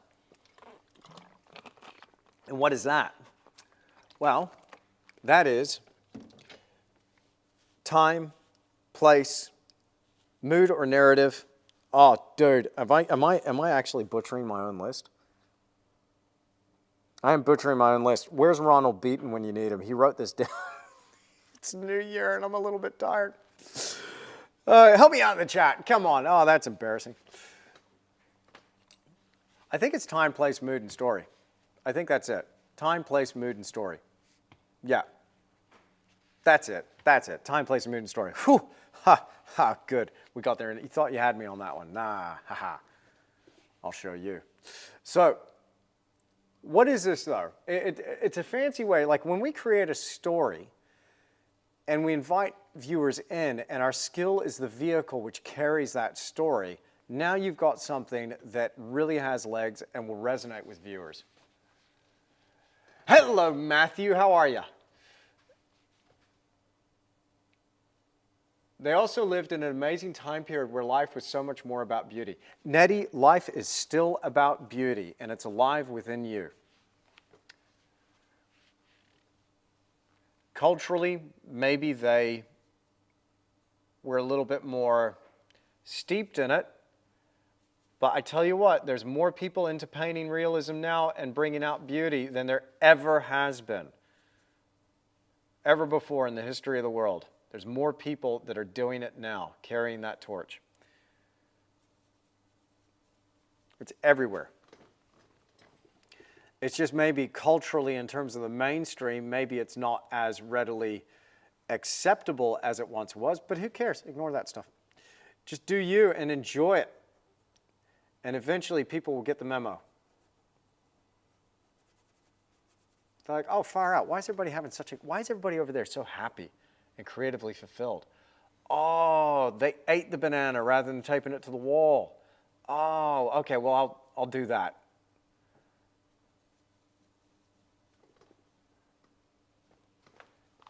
Give Roxanne a print. You give Roxanne a print. By the way, the prints are on the way. To everybody that gave me a video testimonial that had been waiting over a year for a print, they're on the way. I finally got Icy River Cascade finished and then printed, and y'all are getting a print. So thank you for everybody that gave me a video testimonial that we used in our marketing.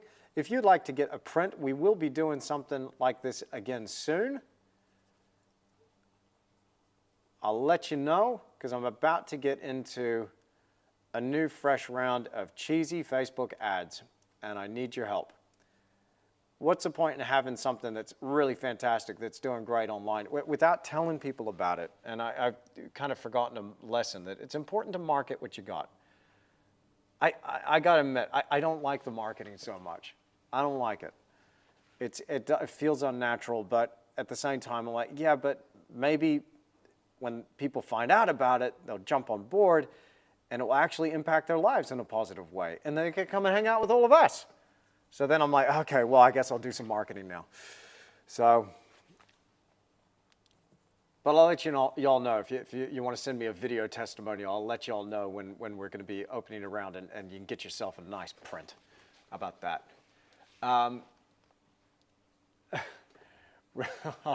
Bless you, Rianne. You're all good. Mini Collectors Buy Realism. It's alive and well in Western USA. Yeah, here in New Zealand too. You know, realism, it's for people. It's for people. I'm convinced that the modern artists aren't real people. I'm sorry if you're a modern artist watching this right now. I'm really sorry. What are you doing here? They left ages ago, by the way.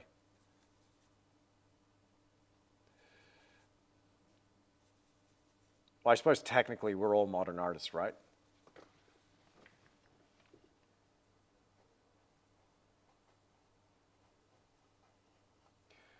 I'm going to work this tree line. It's a little bit darker, maybe too dark.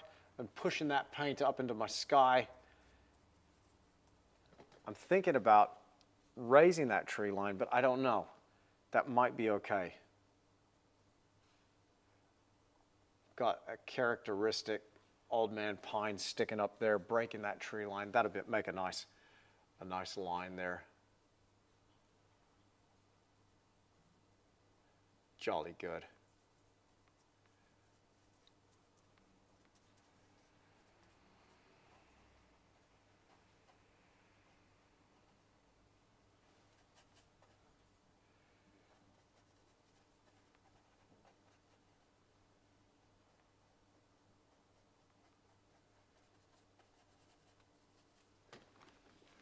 All right. Jim Meeker gets top marks. Edge, line, tone, and color. Out of order. Out of order there, Jim. He doesn't get top marks. Nope, fail. Jim Meeker, you know better. Fail. Form, depth, light, and material. Yep. Time, place, mood, and story. Yep. Cool. So again, the order on your first list is really important. It's the order of consideration. Why? Okay. Think about your line and shape. Where did we start this painting? Where did we start it? Line and shape, all right? That's my consideration first for the composition, the overall narrative, everything that's going on. Everything's hanging off that framework. Line and shape, the linear quality, the drawing behind it, number one. Number two, tone, value. Value is, and you can be off with your color, but if your value is out, it can really affect that realism. So the color here is slightly off. In fact, it's a little bit more accentuated and exaggerated from what I'm seeing in my photograph, and probably than what's there in reality. I've just turned it up. So I can be slightly off with the color, but if I'm off with that value, then it doesn't have that realism. It doesn't have that three-dimensionality. So value is our second consideration, and remember, value or tone trumps color, okay? It's much more important than the color, but the color is still important. Then, if I nail the color and I've already got value, we've got some realism. Then finally, the last consideration of that first list is how these things meet each other. How does one shape in your painting or one brushstroke meet another brushstroke? And that's normally, that nuance is the last consideration before we kick this into another dimension. Let me give you an example of what I mean here. Beginners will often paint with big, broad, flat shapes of color. And as they start to develop their skills and understanding, those shapes get a little bit more complex. There's a little bit more nuance and subtlety there, shifts in form, gradients, shifts in tone to flesh this out. Take it like from this point of view, right? Let's pretend we're painting a portrait. So sometimes you would see a portrait that would look like somebody off The Simpsons, all right? Now, I'm not putting anybody down here, but like often beginners will paint outlines and then flat shapes of color, so they'll look almost cartoonish. But as they develop those skills, suddenly they're pulling out highlights from maybe light striking a cheek. Maybe they're applying a shadow like under the jawline to give a little bit of three-dimensionality.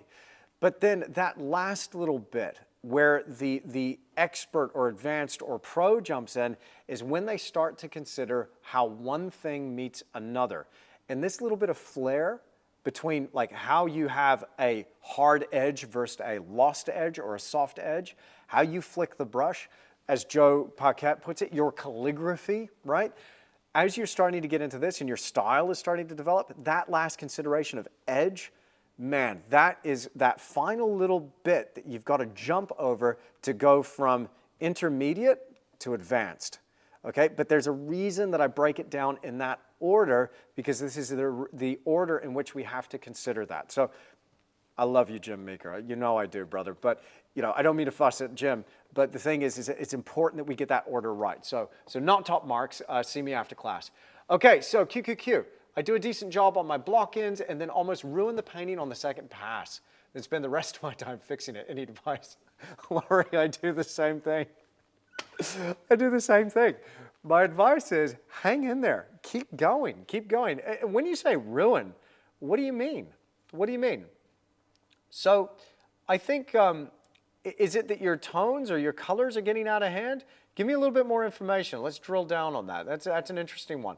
Also, if you can DM me on the Academy an example of what you're talking about, maybe I can help direct you there. I'd love to, Lori. So, yeah, that's I can hear the frustration. If we can figure out what it is that you're doing, we can address that. Darken that value as we come down in, and I've got a deeper value here for this pine tree that's coming down in front, and then we got the willows down in the valley. Boom. That willow, those little rusty tips to the willows is going to really form a nice break between my bands of color. All right. Hi, Andrew. Hey, Mark. How are you? Thanks for the tip. It's not what you see. It's what you don't see. It took me a while to work that out. Yeah. And so, Jeff Watts was talking about this in the podcast that I recorded with him yesterday. And he was talking about invention, like inventing things in your paintings. And sometimes that invention is something that's important. And it's something you don't see a lot of beginners do, because this takes time to develop. It takes practice. It takes understanding. It takes a level of expertise with your subject and a knowledge to be able to draw upon to put this in. So, yes, what you don't see.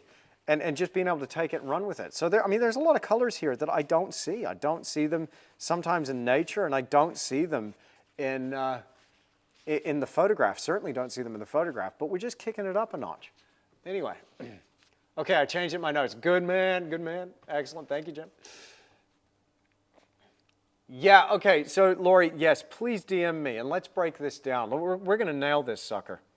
We're going to do it, Lori. Let's do it.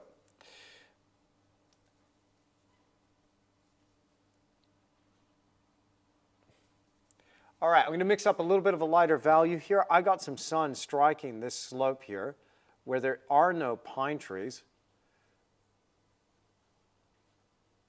which has got this really beautiful bright green ridgeline that's just picking up a bit of that sunlight.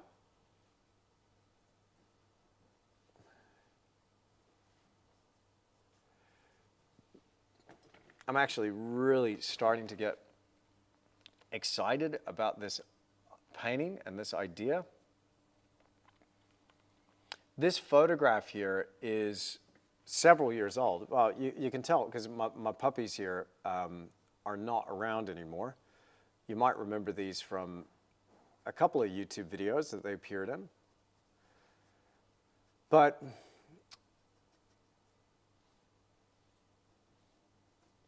again, I mean, this gone maybe back 6 years now. But just so dang nice. I finally feel ready to tackle this.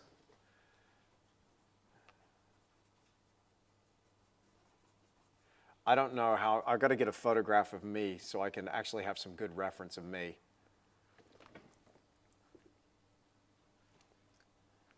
I think I've got a G.I. Joe somewhere that I can use as a model for a reference. Oh, I'm just going to have to make it buffer. Okay, so a little bit of a duller green coming forward. I'm just applying these marks like this. You see how I'm kind of dabbing, but what I'm doing is I've got a certain amount of material there in terms of the paint, and I'm creating texture and I'm moving downwards because I know later what's going to happen. Pro tip, I'm creating furrows that are traveling in this direction, and if I come across with a horizontal stroke later with detail brushes, it's going to pick those up and they'll appear as branches. So we need to talk about texture. I'm starting to realize how many friggin' videos I'm going to make this year, but I'm just, I can't wait to get into them because what I want to do is get into the real nitty gritty and show you some stuff that I don't think anybody has talked about. I don't see it online. I've certainly never talked about it or tried to put this into words, but it will give you some effects and techniques that will just really kick up that realism in your paintings. Or kick up the painterly quality in your paintings.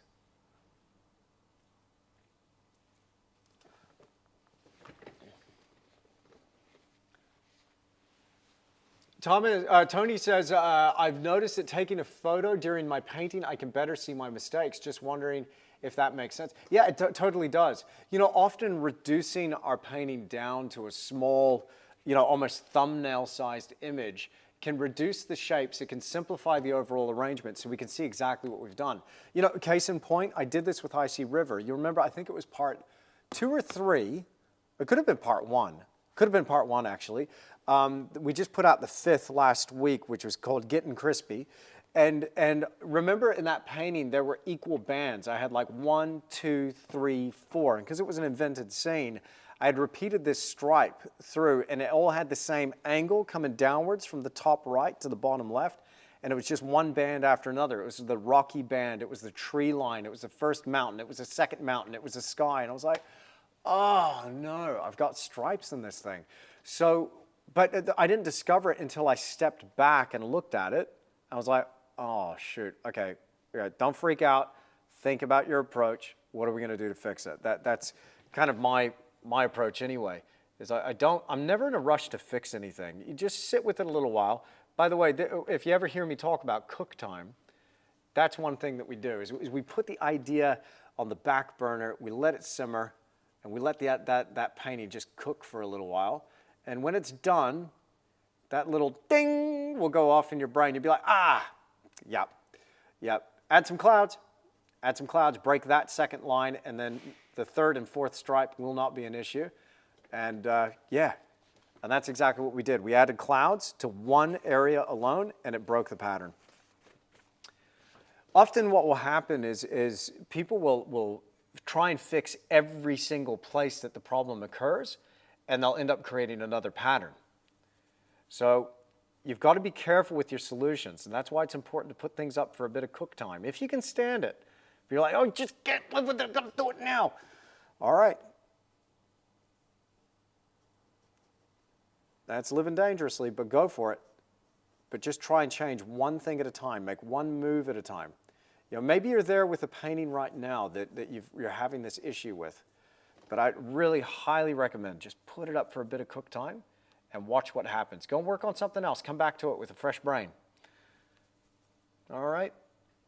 A little bit of a rustier red color. I'm just going to get the shadow of some of these willows in here, working with some of those deeper values as I come further forward. You notice the value of these trees here?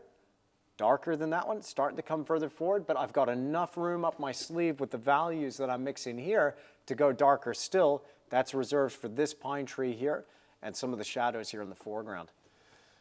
Oh goodness, this is going to be a fun project. This is going to be a lot of fun. I'm excited about this one. I hope you are too. All right, that is about going to do us. I'm just going to add a little bit of brighter highlights here at the tops of these willows. Now, if you're new here, ordinarily with the Ask My OGs here in the live chat, I normally go well over time, and I'll be giving you extra time in some future live streams. I just got a lot to get to today, so we are going to hang it up pretty much at the top of the hour here, which I think we're seconds away from. Wow, I've got 3 minutes on the clock. 3 minutes. Oh goodness, can we add just a couple of willow trees? Can we do it? So you can see where I've just had a bit of a space here. And what's one thing I do? I had some guy visit the gallery, and he's like, he's going, yeah, no, I'm on your academy, I'm following your lessons and all your instruction and stuff. And then he looked at me and said, hey, save your tonal best for last. I'm like, my man. So I'm looking at my tones here. I'm saving my tonal best for last. I'm not going too heavy with the highlights just yet. My camera's still recording. Time. Yeah, thank you. Thank you, Jim Meeker. Yeah, you can use, Diane, you can, we joke, but we can always use somebody else's brain. I always use other people's brains. It turns out other people's brains are a lot better than mine. Depends how much coffee I've had. You know, I have a lot of coffee, and the more coffee I have, I mean, it's still a dumb brain, but it just gets really, really fast. So I can be an idiot at speed.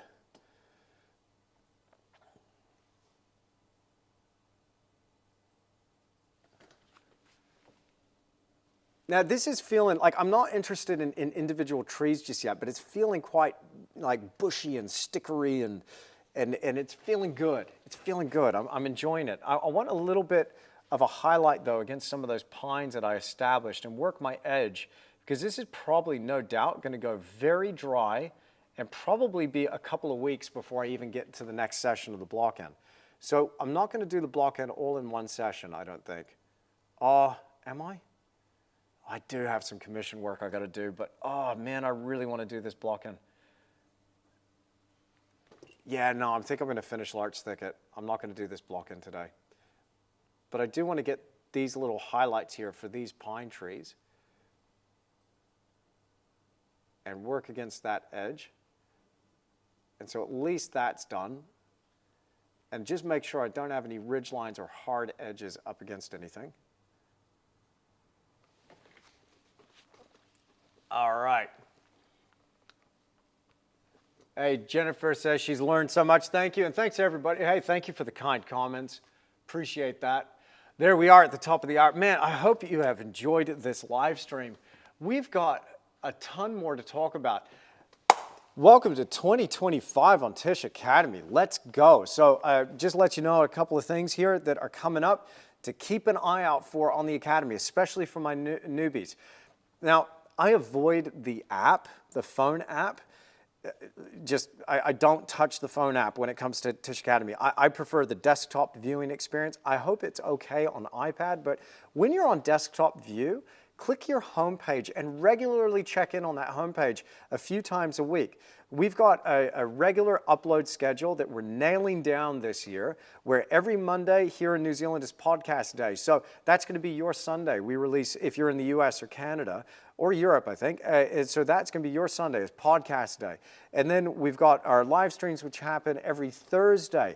And generally Tuesdays and Wednesdays here, we're going to be uploading a creator activator video and a major demo. So we got a ton of stuff coming your way. And then Fridays, I'm going to start dropping brand new reference packs on y'all, so you can get into that reference, and maybe you can use pieces of this reference, for instance, if you're painting something similar. Now, I can imagine tomorrow probably has similar scenes over in Canada. These are European species of trees, but it could even be North American, couldn't it? I mean, it's very, very similar in that way. So lots of reference coming your way as well. But man, we've got some really incredible courses coming your way. But a huge thing of what's going to happen here in 2025 is Tisch Academy is going to grow. And I cannot wait to do this. I cannot wait to share this with you. I'm actually branching out and teaming up with some other artists, mainly New Zealand based, that are masters in their field and do things that I don't do. And they've all expressed to me, hey, look, I'd love to do what you do. I don't know how to work a camera. I don't know how to edit video. I don't have the team you got or whatever. I'm like, hey, look, got you. Jump on board and let's put you up on the academy and let's get you sorted online. So this is a big area that we're moving into this year. So this year, I'm really looking forward to bringing you more wildlife. I got somebody who can paint wildlife like nothing else. I've got... and no, it's not Carla Grace, all right? I haven't mentioned it to Carla Grace, but I might. I don't know. But the other one that we've got somebody who's doing charcoal figures and portraits, and also traditional portraits in a much different way than what I do. This person works almost exclusively from life. And so I'm really excited to bring him on board. And then I've got some watercolor artists I'm looking very, very closely at going, yes, they're very, very good. So I'm looking forward to bringing you more of that. Now, the question might be going in your mind, are you going to be raising the prices? Well, no, not for you, not for you. See, if you're watching this now, and my OGs are my legacy members, but maybe you got in after we raised the prices last year, but if you're watching this now, they're going to stay at the level that you're at. They're going to stay right there. But as this grows, yeah, I probably will be putting it up again towards the end of the year, but that won't affect you watching this now, okay? If you're watching live, maybe if you're watching the replay, you'd be going, hey, what'd you do? No. But as we pour more into it, as more value gets poured into it, and as everything is getting more and more expensive anyway, we are going to be adjusting it, just incrementally pushing it up. But anyway, it allows me to expand this team, provide more opportunity for people here. My boys are doing great. Shout out to my boys. They're editing up a storm. I got 3 of them over there editing video for me now, and it's just working so well. So, hey, appreciate it. Happy New Year. Welcome to Tisch Academy 2025. I will see you again in next week's live stream. Let's go. Thanks for joining me. We'll see you soon.